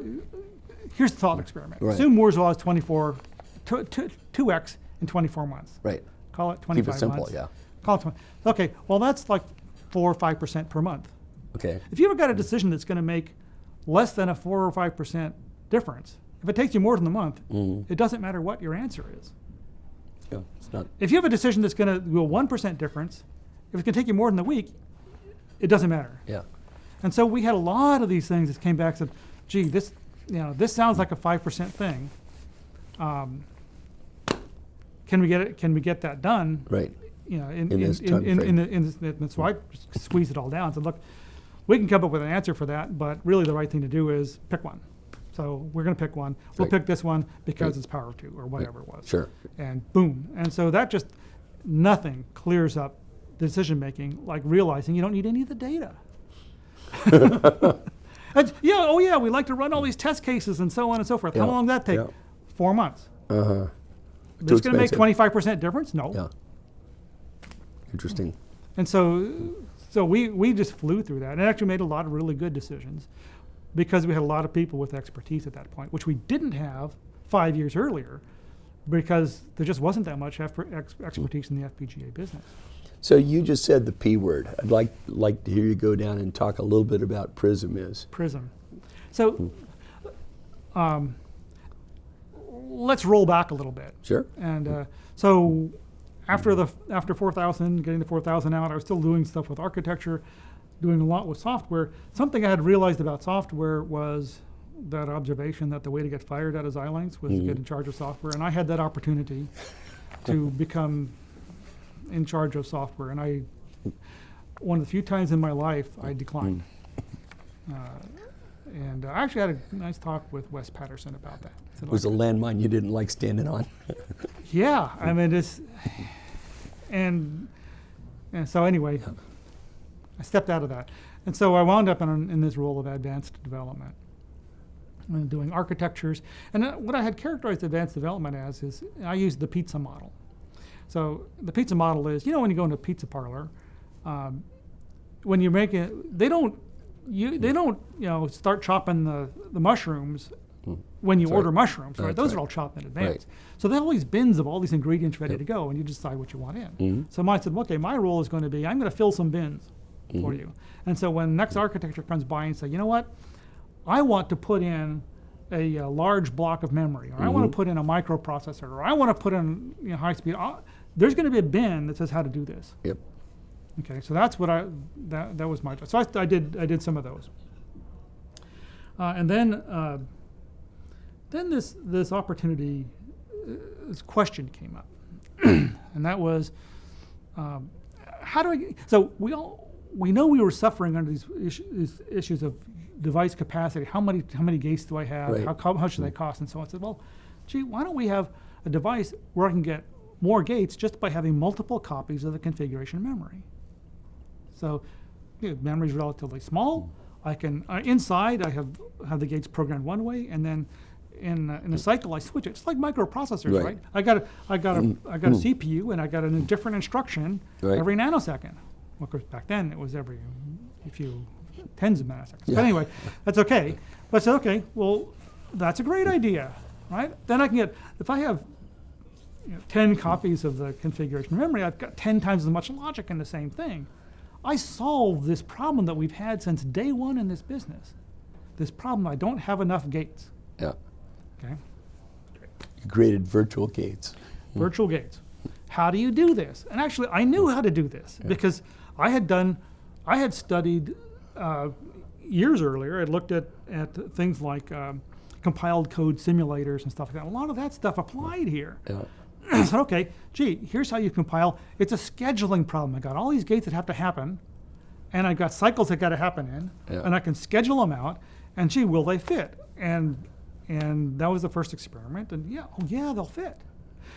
Actually, to be fair, roll it back. The reason I had looked down this road was because I've been looking at how do you include a microprocessor in the FPGA fabric, or FPGA and microprocessor, how do you stick them together? Right. So that's how the compile code and simulator and stuff that fit together. And then I wound up going through this thought experiment. If I was going to do instructions in a microprocessor to make acceleration happen fast, what would they look like? And they'd look like lookup tables. And so that's sort of what I had. So okay, sequencing through the instructions. Okay.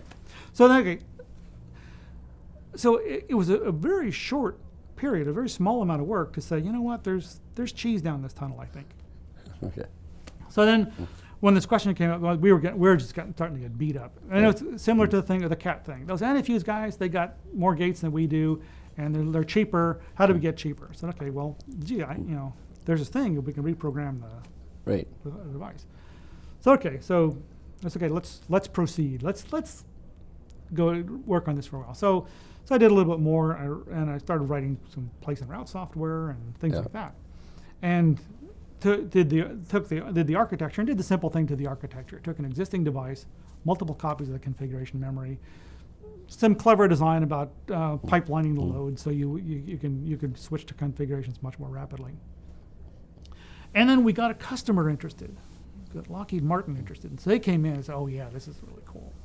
So they were excited. They had this government contract they wanted to do, and actually they wound up landing the contract and writing us into it and so on, which caused problems a little bit later because a little bit later this was not working. Right. And the reason it was, so it was okay. I mean, everything that we looked at was correct. Yes, you could schedule the design. Yes, you could do the place and route. We've done a little bit more analysis and do that, but the problem came down to the first part was the amount of the configuration memory in an FPGA is not negligible. It's about 30%. I mean, about half the transistors, about 30% of the area.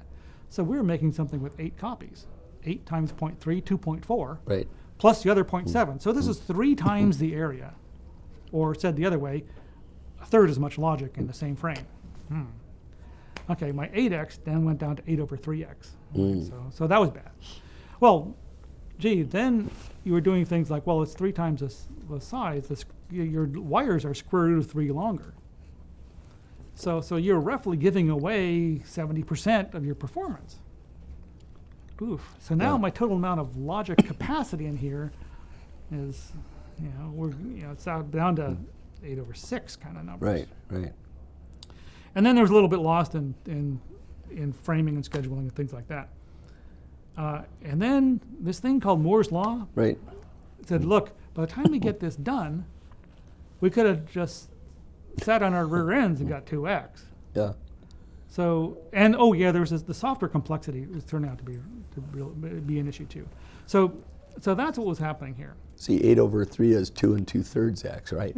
Something like that. So yeah. That divided by 1.7. Now you have some percentage points, and now that argument before said, okay, how long does it take to make up the 20%? 3 months. So one of the things that a lot of people don't know about you with your warped personality and all that is that you would carry around a little engineering notebook with you all the time, and as I have grown to actually witness, ideas occur to you all the time because you're looking for ideas of things to do and so forth, and you'll just,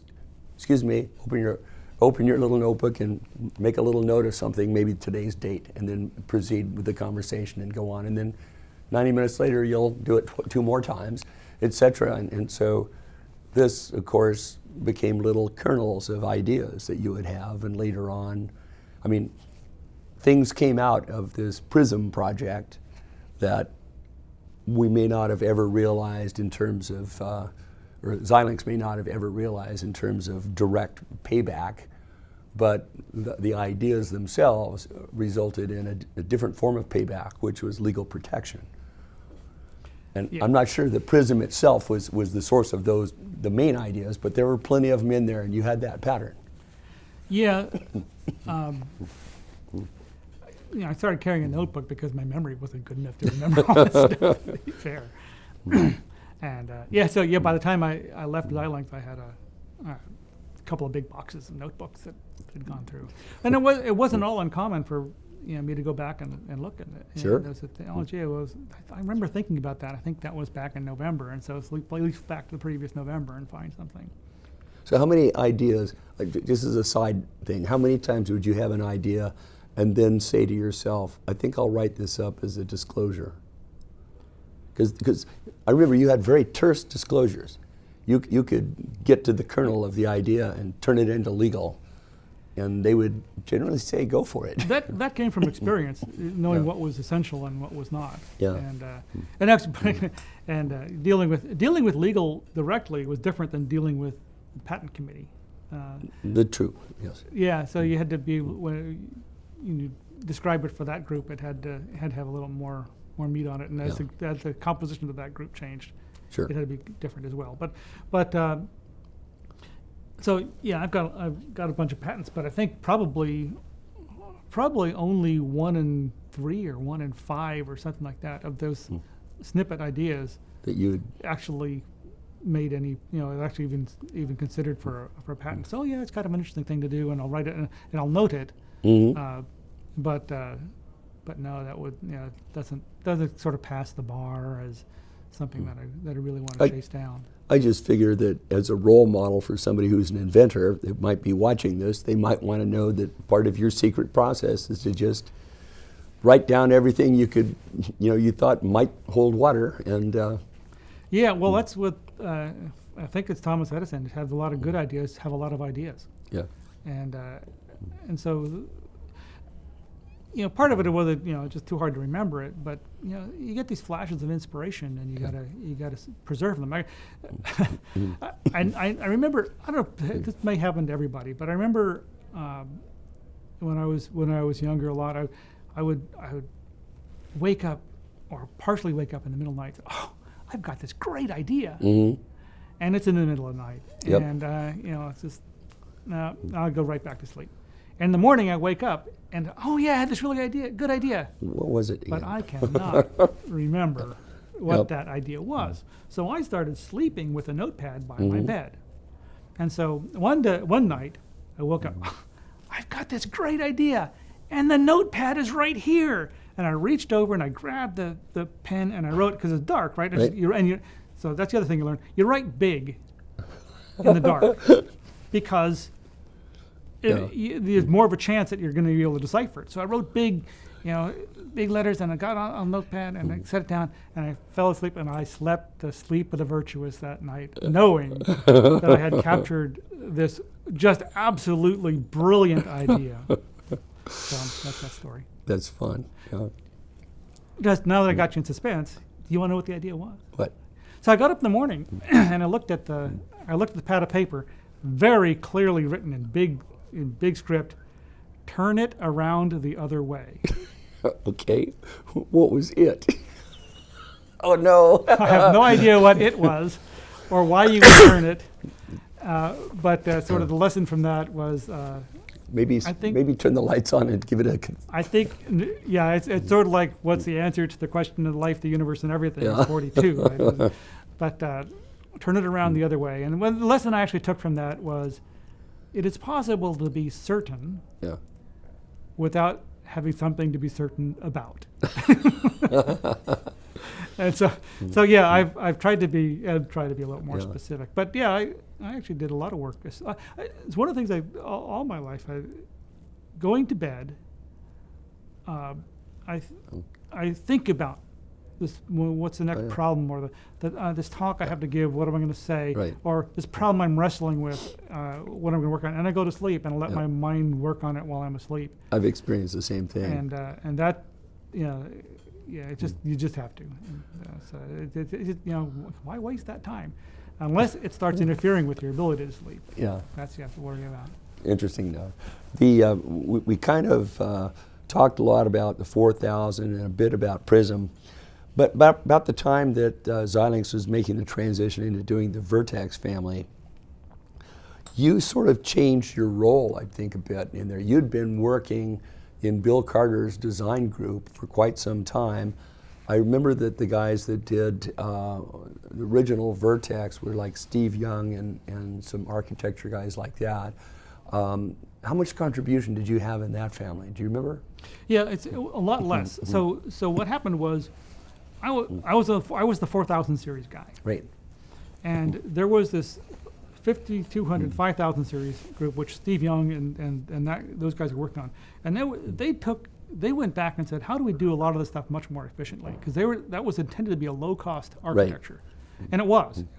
A lot of interesting things happened on that. It's just they rethought a lot of the decisions. Good work from them, Scott Nance and these guys. Yep.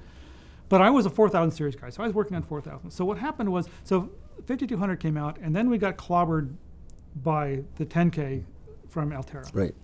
So clobbered in every dimension, technically and business. So actually Xilinx lost leadership in the FPGA business to Altera.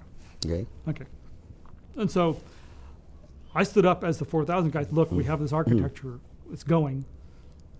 I can very quickly get us back into build a bigger device and make it routable and higher performance, because what I had had all these little pizza bins filled with. Gee, if you do it like this, you're gonna unload the wires. Sure. It's gonna run faster. If you do it like this, you're gonna save area. You're gonna do this. So I had several techniques that I was ready to drop in, and I actually had architectural changes to the logic block as well. So I'd been doing, and I'd had the tools background. I'm still working in tools this whole time. Sure. But so I had the tools to do that verified that we can improve it like 20%, 30%. The logic capacity of each logic block would be a big deal. So anyway, so then look, we need to catch up real quick. Right. So I got on the 4000X project and charged ahead on that. Meanwhile, Steve Young and those guys started working on this next generation, larger capacity, low cost architecture. Right. Remove some of the performance issues that they'd had, and so they worked on that became Vertex. So there was a separate group. So I was on 4K extensions and did all that, and so we did 4K extensions, and then CAT got terminated. So that Eric and that entire design team moved on. They started working on Vertex. So that started. Well, to launch that, I had been talking with Dennis and said, okay, well, I did my evaluation of what's happening and this thing we were going to call Vertex. Right. Forgotten now what the internal name was, but it'll come to me, I think. Yeah. But it was very, very good. And I told Dennis it's very good. It's so I can keep pushing the 4000, but this stuff if they can really deliver on what they're saying, that's a great thing. Yeah. It was a different architectural style. The 4K was still in this grid style, where I've got a logic block with connections on the sides. Right. And then Vertex had a logic block with a connection into the mesh grid. Right. With connections only logically connection on one side. Yeah. But that let them take that principle of fewer, more general decisions, take it one step further. All the decisions wound up in that logic block, in the interconnect block. Right. It was much more efficient. They could actually, not only was it more efficient, they could play with the efficiency right there, and it was much more effective. So that was that decision. So then I am the 4000. I'm the old guy, right? Yeah. So these guys went on. So now what do I do? Well, I can join that project. Right. Honestly, there was some tension there. Yeah. So. Yeah. And they're successful. Why do I want to step in and mess that up? So it's okay. They're successful. Gee, now what do I do? Yeah. So I took more of that's when I took this advanced development role, which I sort of had been doing advanced development for the product, Right. to being more advanced development for the company. Yeah. And so that included, well, now and Wim came in, and Wim came out of HP. From HP, right. And this research group got formed, and what Wim's vision of research was, I have product people to make product. Research, I want you to do something new for me, like HP, invent me inkjet printers or something. Yeah. Do something new. Well, so I became the most practical side of that whole thing. I didn't really want to do anything new. There's plenty to do with what we were doing. Right. So I worked on low power. I worked on Security? Security, Kevin. Yeah. But low power at that point was that was right when it started to be interesting. People started talking about it. Yeah. And that was funny because Eric Getting, now manager, head of the very successful Vertex project and Rising Star. Yeah. And Eric did not believe in low power. He said, I remember one quote, I maybe shouldn't repeat it, but our customers will water cool our parts if they want it. And we laugh about that now, but the value of FPGA was so high that that availability was so valuable. Right. But when we all kind of, even I didn't appreciate just how important this was. I thought it was just one more thing to do. Yeah. But you could save a lot. You could do a lot, and in the circuits, in architecture, Right. and in software, Right. a lot of that stuff got done. And so anyway, low power. Security is when. So I had been working on I've been interested in security since I was in grade school. Okay. And so I loved encryption stuff and puzzle, because it was puzzles thing, right? Did you have like skeleton keys and things like that as a kid? Yes, I did. I did too. I didn't have anything open with them, but I had the keys. Yeah. I had the decoder rings, and I, of course. and all the different kind of substitution ciphers and things like that. I was real familiar with, and cracking substitution ciphers and things like that. Did the puzzles in the newspaper and all those things. Those were all a lot of Sure. fun. But the other thing that I followed was encryption algorithms, and I was really too young to really understand what was going on, but I did know a little bit. What I did observe was the people were coming up with encryption algorithms, and then shortly after, somebody would find a flaw in it. Yep. And then a new flaw. Yep. And so until DES. Yeah.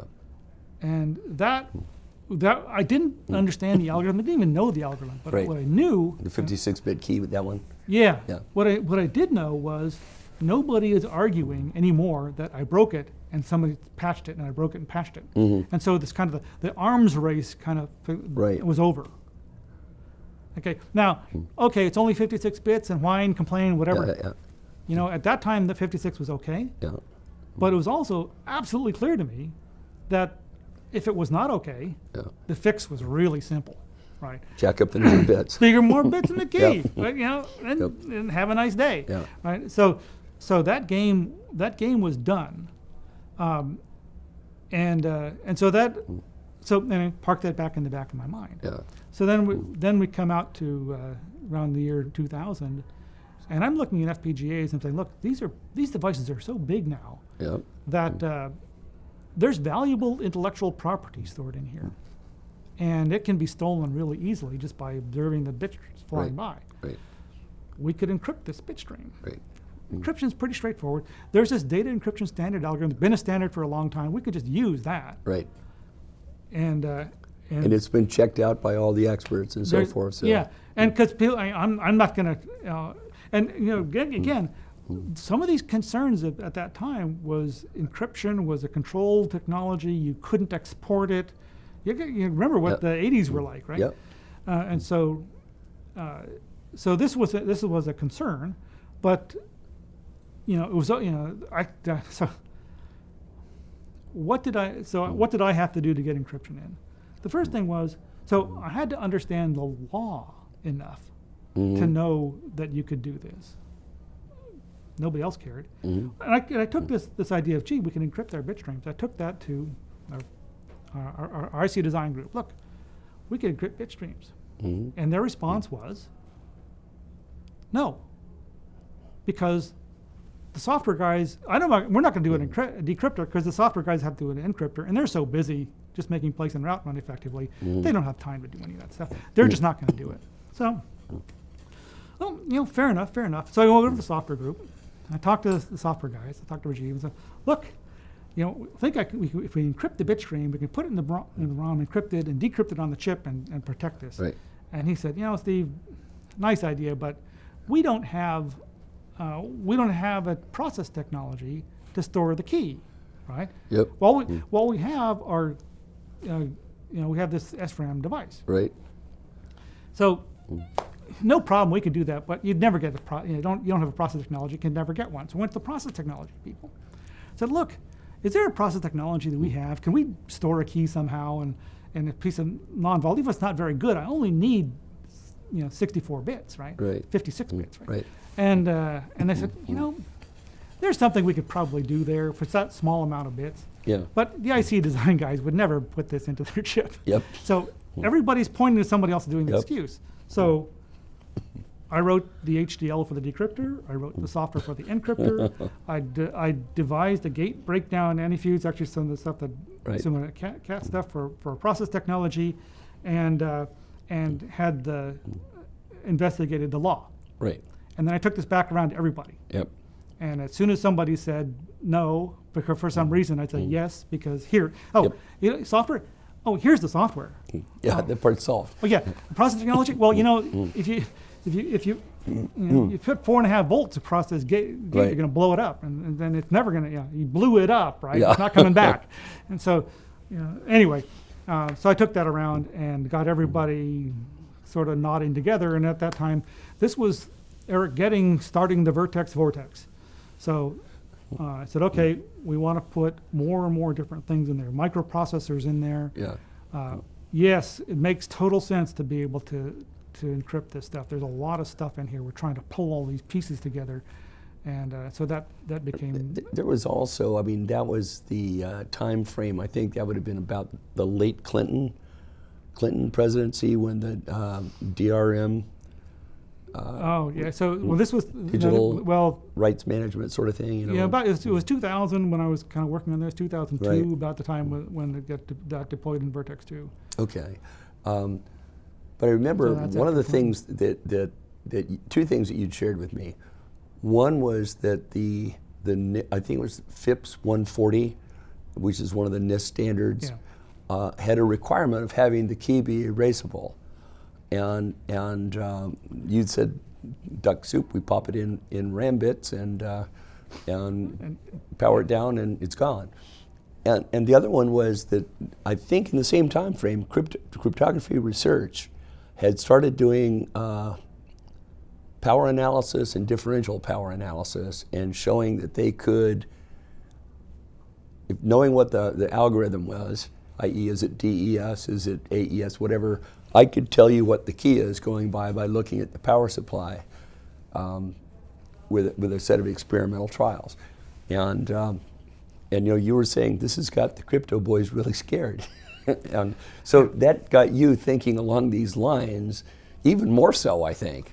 Well, it said you had to get on to the next problem, right? So I said, okay, DES said the algorithm isn't the issue. Of course, and then by this time it's coming out that the wheels were coming off DES because of brute force attacks on 56 bits. So, okay, well, we put in triple DES. Right. Okay.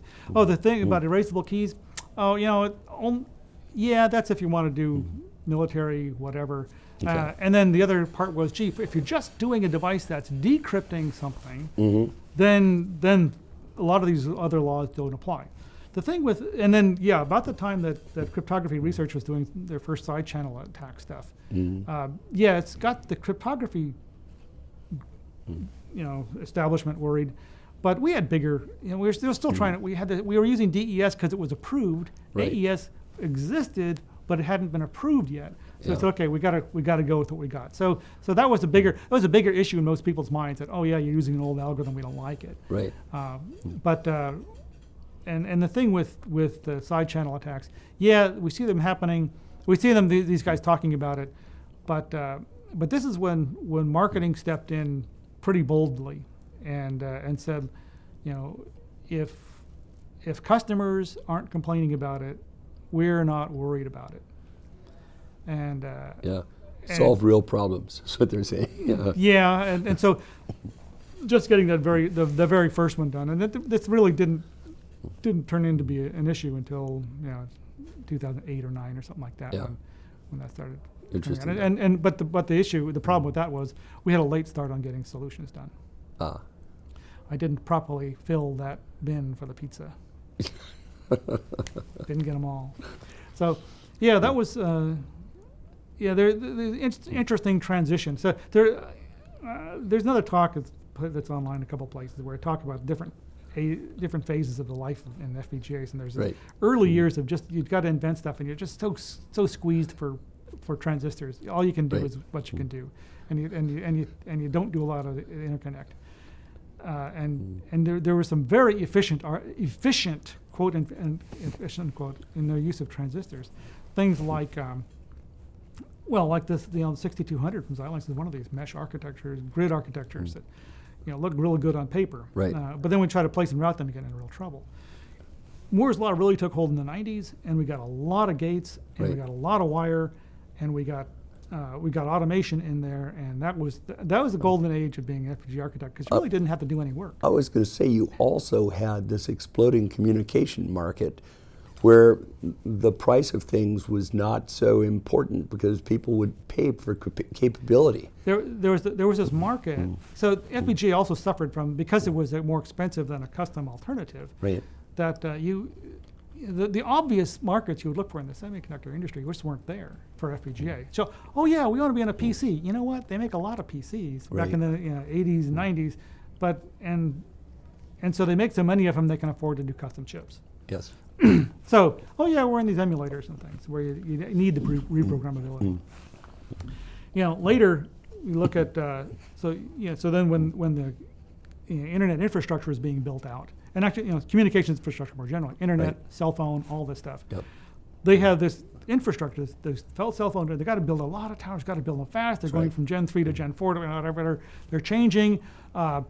They're making money out of the data flowing through it, not out of I bought it for I sold it for a 50% margin on what I bought it for. That's really what made the FPGA business. And so by the year 2000, 2002, FPGAs were no longer field programmable gate arrays. We didn't make field programmable gate arrays. Half the business, more than half the business, was in communications infrastructure. Those devices are field programmable communications infrastructure chips. Now, the fact that they could do custom logic for anybody was somewhat incidental. And that's what drove that whole thing. So what happened there?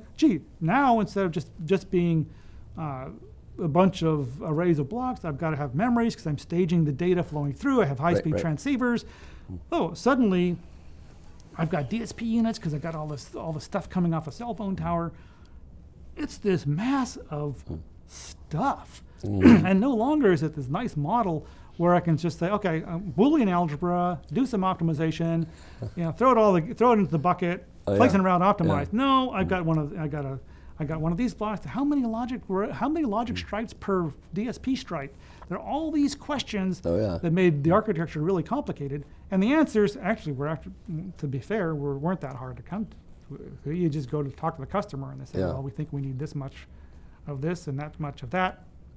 Xilinx makes an array about the right size. They get it wrong. They make another family member with a little bit of extra of whatever they had let out. That was painful, but that's what was happening. And so that was the transition. There's also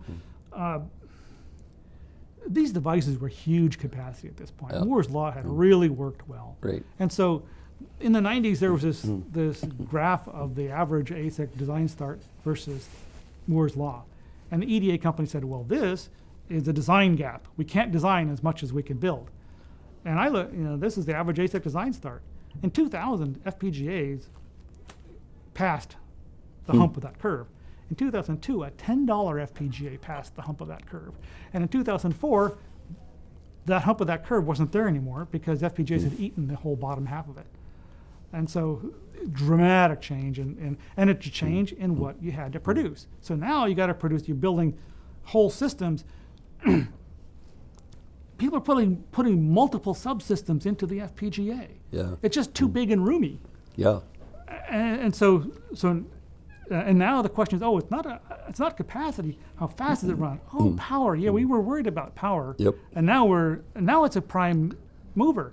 You used to be able to make money in the FPGA business because you could sell something a little bit bigger than the guy up the street. Right. Oh, now it's got to have the right collection of stuff at the right power. I'm trying to meet memory interface standards. It turned into a really different business. So I was going to say around 2002, wasn't it, that Xilinx purchased the Cool Runner 2 team from Philips?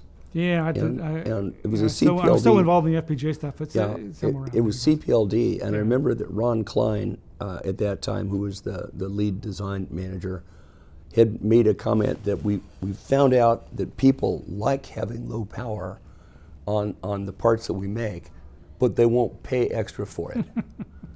And it's just something that I kind of wonder. I haven't been paying that much attention to FPGAs in the last few years because I'm retired. But the thing is are they now willing to pay more for a lower power product, or can you tell? Oh, I can't tell. Or it's just expected? Yeah, there's a lot of that, and the semiconductor vendors really did. They conditioned customers to demand more for the same price. And so the FPGA in the business pretty much flat for 10, 15 years. Flat in revenue, Yep. but skyrocketing in delivered number of devices and capacity and stuff. So just delivering more for the same amount of money and willing to accept that. Is that the dark side of Moore's Law?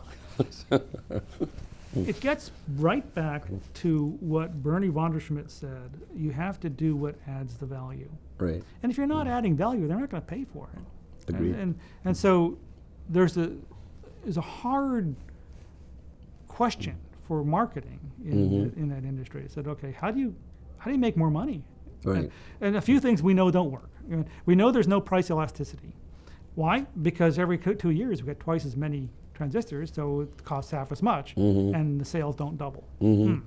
We know there's not performance or capacity elasticity because every 2 years you get twice as many transistors and they run a little bit faster, but sales don't boom. Yep. What is it? Yeah. And in fact, as you noted, what kicked FPGAs up in the late 90s or early zeros is this market for communications infrastructure. Yeah.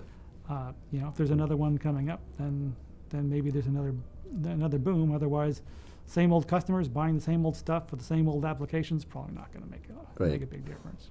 I often wondered, people always talk about Moore's Law, which I always think of as Moore's observation. But I can't think of another industry where there was a yardstick that an investment company could use to predict where you're going to be in 2 years. You know what I mean? So I have opened many talks with a graph that, it's exponential, and I said, here's its exponential. Here's its curve. This is not Moore's Law. This is miles of railroad track in the United States from 1820 to 1890. 70 years, it grew exponentially. Wow. And we know that didn't continue, because if it did, you couldn't take 3 steps in this country without tripping over a piece of Pretty steel. much, Right? yeah. And so there was an industry, and you know what? A lot of people made a lot of money in that industry. And all parts of it, right? From the steel makers to track, railroad companies, everything. And it petered out, and actually started to peter out before the aeroplane and the automobile.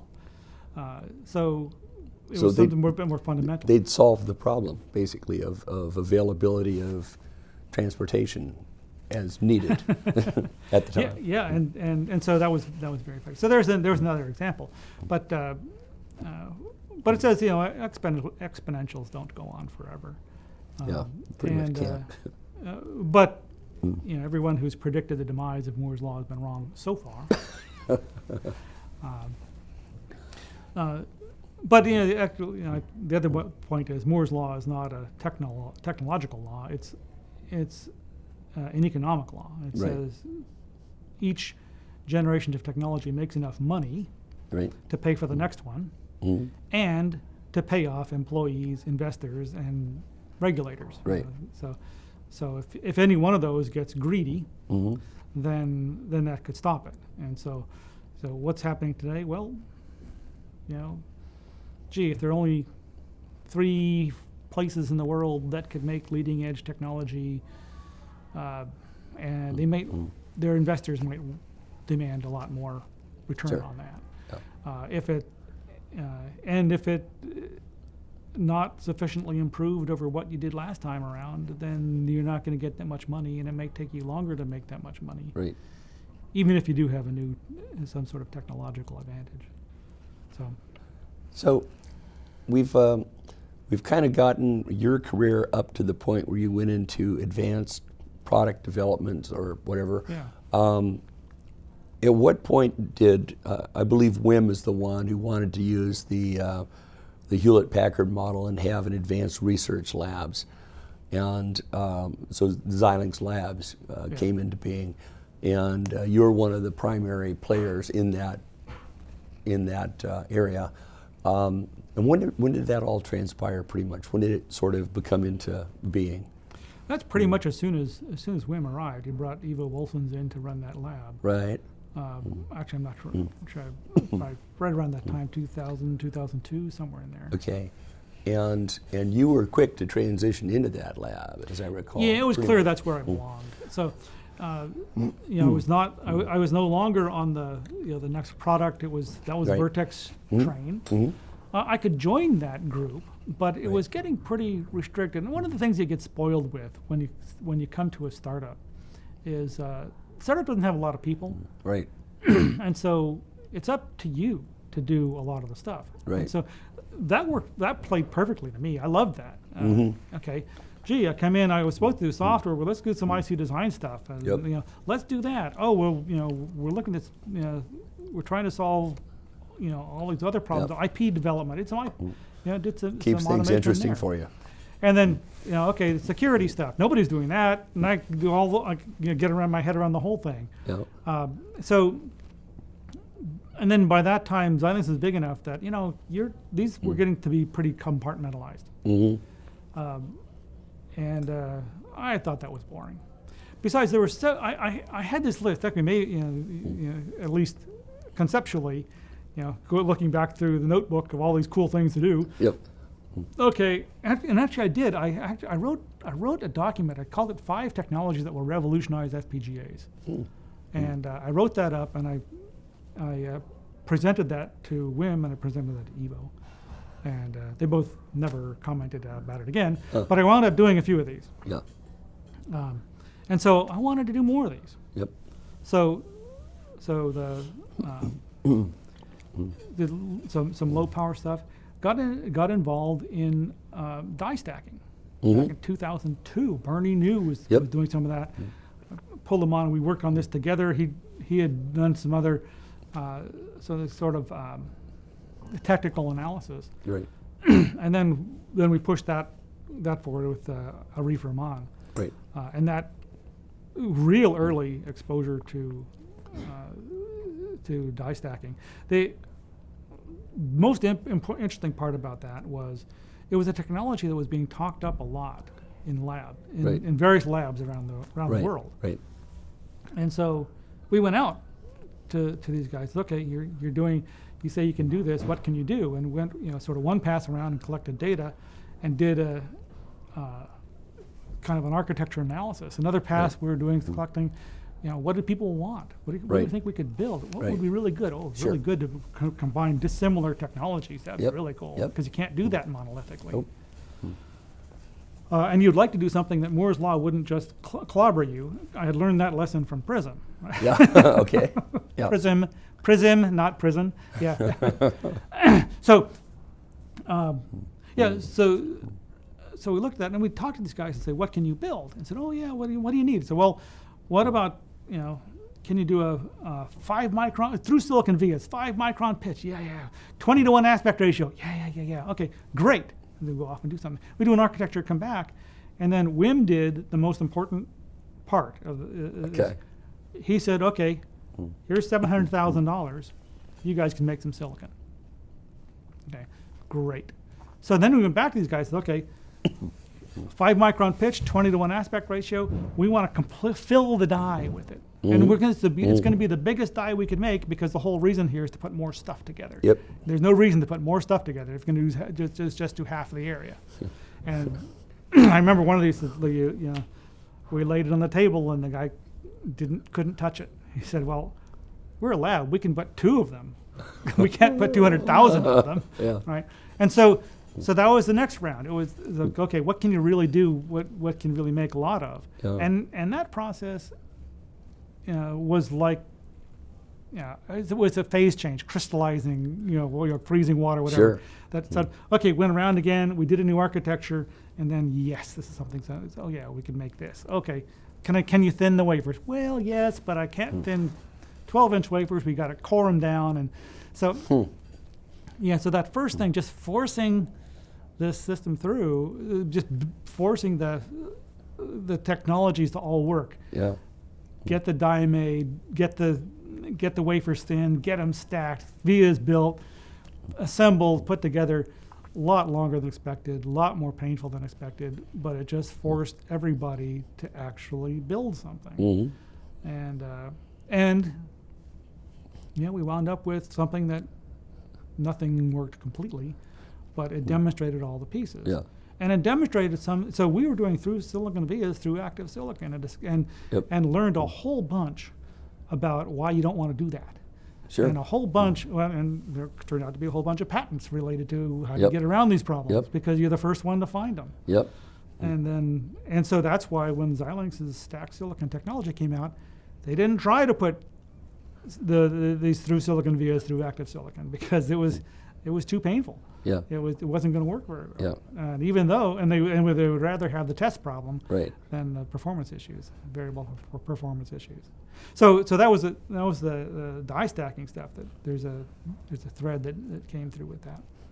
Which is interesting because ultimately it says anything's game moving forward, because if we can successfully stack different technologies and things like that, then we don't have to have everything be in one fab, and we can mix and we can go get the best of any fabs you want and go marry them together in good combinations. And there are people really still trying hard to make that happen, and it's really hard because that really big die for all the yield issues, they're cheaper than a bunch of little die. I mean, it's expensive to assemble these together. Now, Xilinx wound up not mixing these dissimilar technologies, but deploying the technology to make 4 little die instead of 1 enormous one.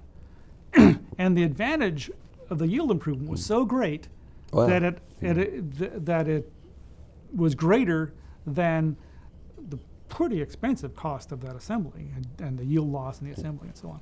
And so there's a lesson in how to make things cost effective.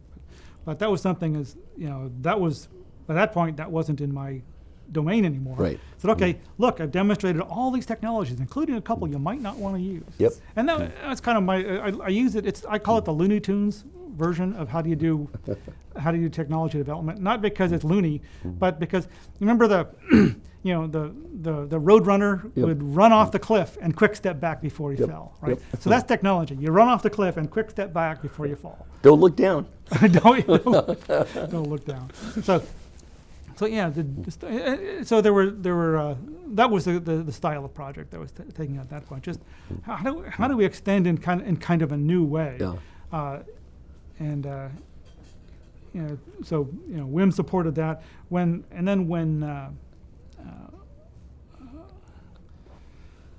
WIM was gone and we got in. Moshe. Yeah, gee, I'm so bad. I've only been gone 6 weeks. I can't remember. So when Moshe had a different vision, and his said, no, we have one product roadmap. We're not going to be wasting money and time doing all these other screwy things. One roadmap, and do something on the roadmap. And so then I instantly switched from becoming the most product-oriented guy in the labs to being the most vision-oriented guy in the labs, because everybody else said, no, we're gonna jump on doing the next thing, and I kept doing sort of the stuff kind of the direction I was going. So Look, most of the choices that you've made had to do with areas that focused on your interests and passions. In other words, you went all the way back to high school, where these clowns were coming in and telling you, let's go march on Sacramento or whatever it is, and then finally you were listening to somebody who wanted to get something done. And that's sort of like a common thread that I'm sort of perceiving in your career, if you will. And it's good to see some level of consistency, at least in my viewpoint, in that way. We've probably been on this discussion quite a bit, and I know the last 15 years or so you've spent doing a lot of very interesting things with the labs. You've maintained actually you've expanded your relationships with outside academia. I mean, because you've been going to all these different conferences and, probably made sure that various professors got funding they needed to do something that was going to be beneficial. I suspect that you're one of the hidden hands behind the agenda on some of those. So that was actually one of the other roles I had earlier at Xilinx. Again, when I got to Xilinx, there was nobody doing any of that. Right. And so, I can do that. Yep. And so, I was, I was going to conferences and meeting the professors and talking about, talk up the problems that I think they ought to be solving for us. I mean, to be fair, they're interesting stuff. They should be able to get funding for it. I actually managed the Xilinx academic funding for a while, and funded some pretty important people like Jason Kong. So he told me later the money he got from Xilinx that he got from me was the very first grant he ever won. Oh my! So I feel really good about that. I know how to pick somebody who's good. So that, like I said, that's another thing that nobody else is doing that. I can do that. How much budget do I have for this, and run it and seed some money in some good places and get some nice work done. And then through the years, more and more FPGAs became a legitimate place to do work, which was really nice, and in academia.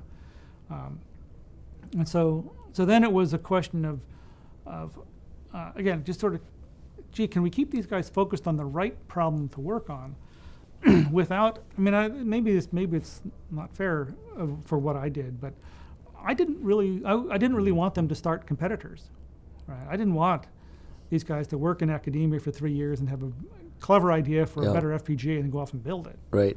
And so you'd rather hire them at Xilinx. Rather hire them at Xilinx and have them build it for me. Right. Sure. Or better yet, from the get-go, instead of investigating some other screwy thing they ought to be doing, you really ought to be doing a communication network study and see, how, compared to the best possible, how good are the kinds of things we build today. The other thing that was happening, and this happened all through this, is FPGAs were invented in industry, and industry always has had a lead over academia in architectural structures, and that kind of surprises me, but kind of not.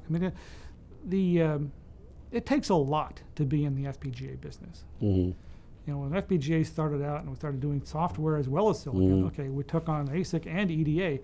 If you want to compete, you got to do both. Oh, and you got to do IP. Oh yeah, you got to do libraries. Oh yeah, there's a lot you've got to do. Well, if you're in academia and you want to get into the FPGA business, you got to do all that stuff. Yep.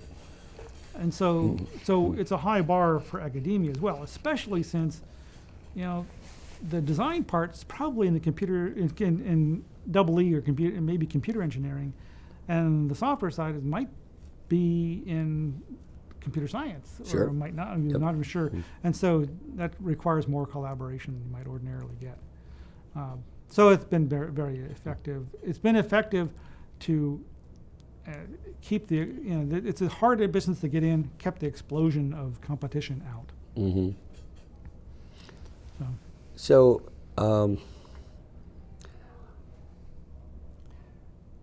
I think you've been fortunate, but I also think you were the right guy at the right time and place for a bunch of this with the right attitude.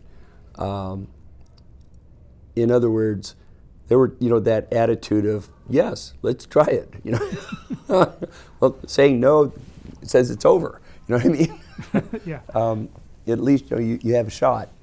And, you had mentioned earlier that you were there for an IPO at VLSI, but heavens, you were there for an IPO at Xilinx too. That's so I'm aware of a thing that exists that you call the Trimberger Foundation, your family foundation or whatever it is, and I know that you are involved in some community type things. At one point you were I think you were doing something with a website and soccer or something like that. Or are you still doing anything like that with your family trust and all that? Or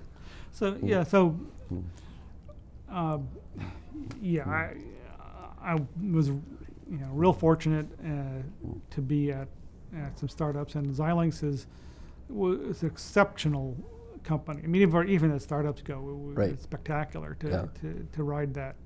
And so by the late 1990s, when my Xilinx options needed to be exercised, so I started looking at that and said, okay, well, this is more money than I'll ever need. Well, what should I be doing? And a simultaneous look at estate planning, how do I keep it out of the hands of the government? So I get here. I ran into a few individuals who were saying, "Look, here's a possibility. You could start your own charitable foundation." I said, "Well, yeah." I mean, I'd sort of not thought about that too much. Sure. I said, "Okay, let's try." Again, yeah, let's do that. It wasn't quite that easy because what it says is you're taking a large amount of money and giving it away. No, you're giving it away to an organization. You can control what it does with it, but it's still not your money. So in 1999, Laura and I founded the foundation.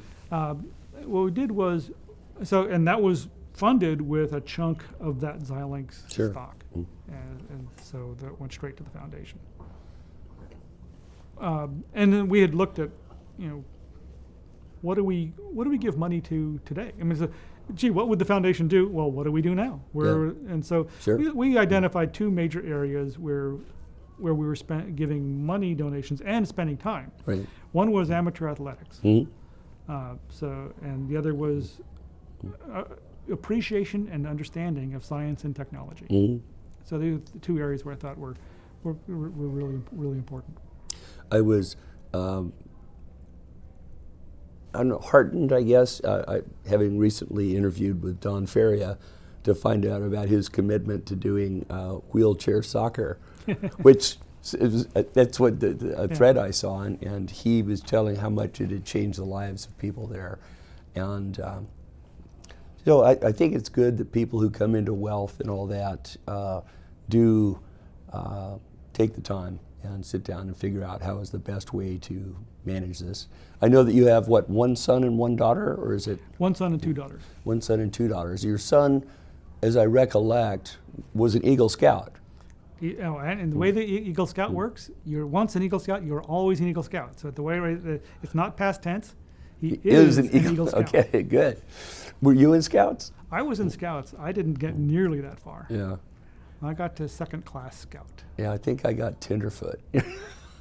And so this is one of those amateur athletic kind of things. I got involved in scouting, got involved in the soccer league and things like that, and kind of under the umbrella of the foundation, but and did some of the science and technology stuff in scouting too.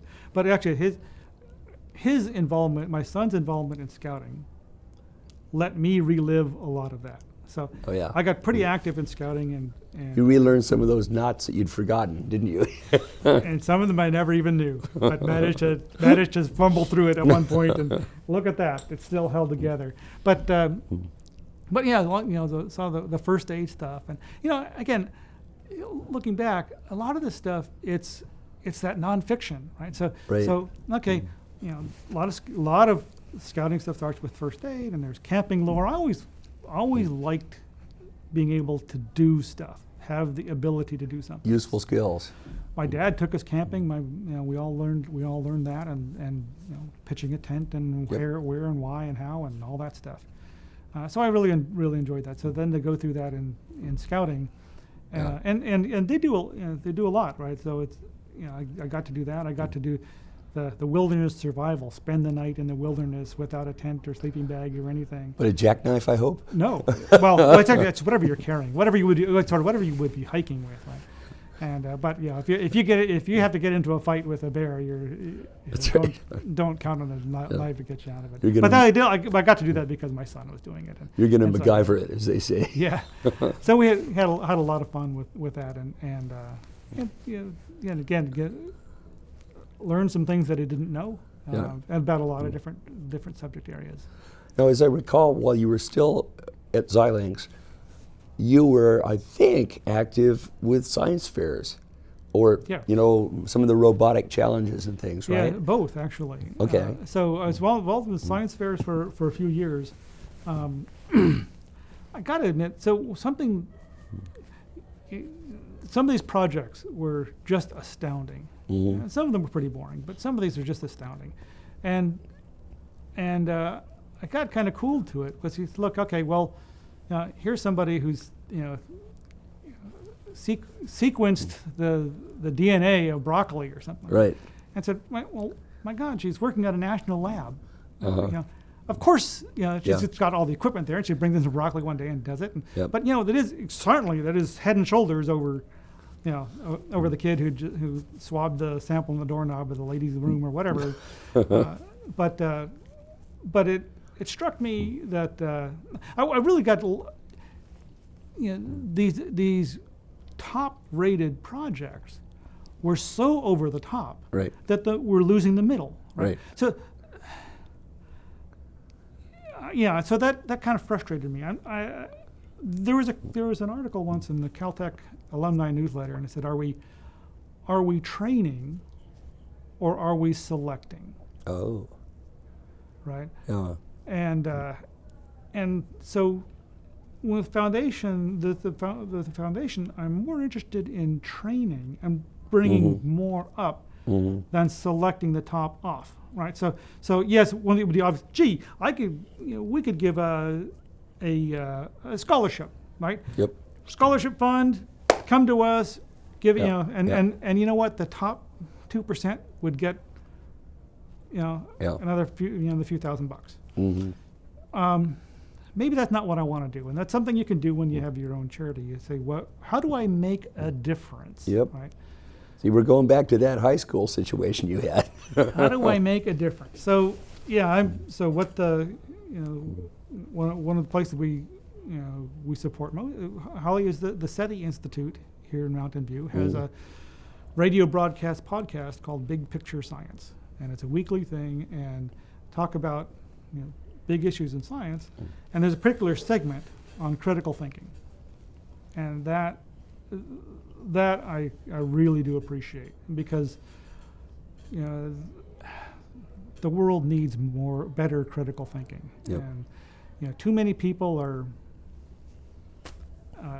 suckered by Ponzi schemes or whatever it is, right? Or just don't know the difference between $1 million, $1 billion, and $1 trillion when talking about national debt, right? It's really kind of important. Yes, it is. Yes, it is. And I'm so okay. Can I put the money there, as opposed to, gee, do I give Caltech another few $1,000s against their $2 billion endowment? Not going to make much difference there. Right. Love the place. Yep. But how do I make a difference? Yeah. So finding where the leverage is going to make. Yeah, I mean, and then it's not just going out and spreading money around, which was another one of those things in high school. So okay, what am I doing? How can I participate in this? And so getting involved in the Computer History Museum is one of those things. Okay, well, I'll put some sweat into this. I'll actually do something. Sweat equity, as they call it. Yeah, and just how committed are you to this? Are you committed enough to give some money? Okay, this is the usual Hollywood type commitment. Oh yeah. or am I actually going to do? Can I do something Yeah. and actually do something? So that's appealing to me, and it gets harder and harder to do every year. It's just there's a lot I'm trying to do, Yeah. and it's just really hard. But there's this other. I've told people there's no such thing as lack of resource. It's priorities. It's only priority. Oh, sorry, Mom, didn't have time to call you. No, Mom, you were low enough on my priority and didn't call you. Oh no. So you never say it that way, but that's what happened. And if you, as long as you don't fool yourself, right? Can we get that edited out so his mom doesn't see that? No, I call my mom. Okay. You should too.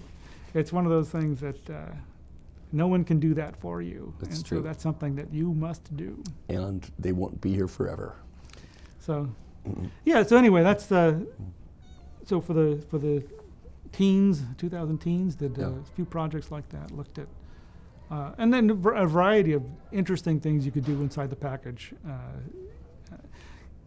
Again, looking ahead and saying, gee, if and when Moore's law ends, what do we like to have in the bin for pizza? For that, and so this die stacking stuff. What else could we be doing in here? How does it end? It's not a brick wall and suddenly you slam into. Yeah, in 1890, they didn't stop making railroad track. Yeah. Right? It just didn't end. They didn't run into a wall. Yeah. Something different happened. What was it?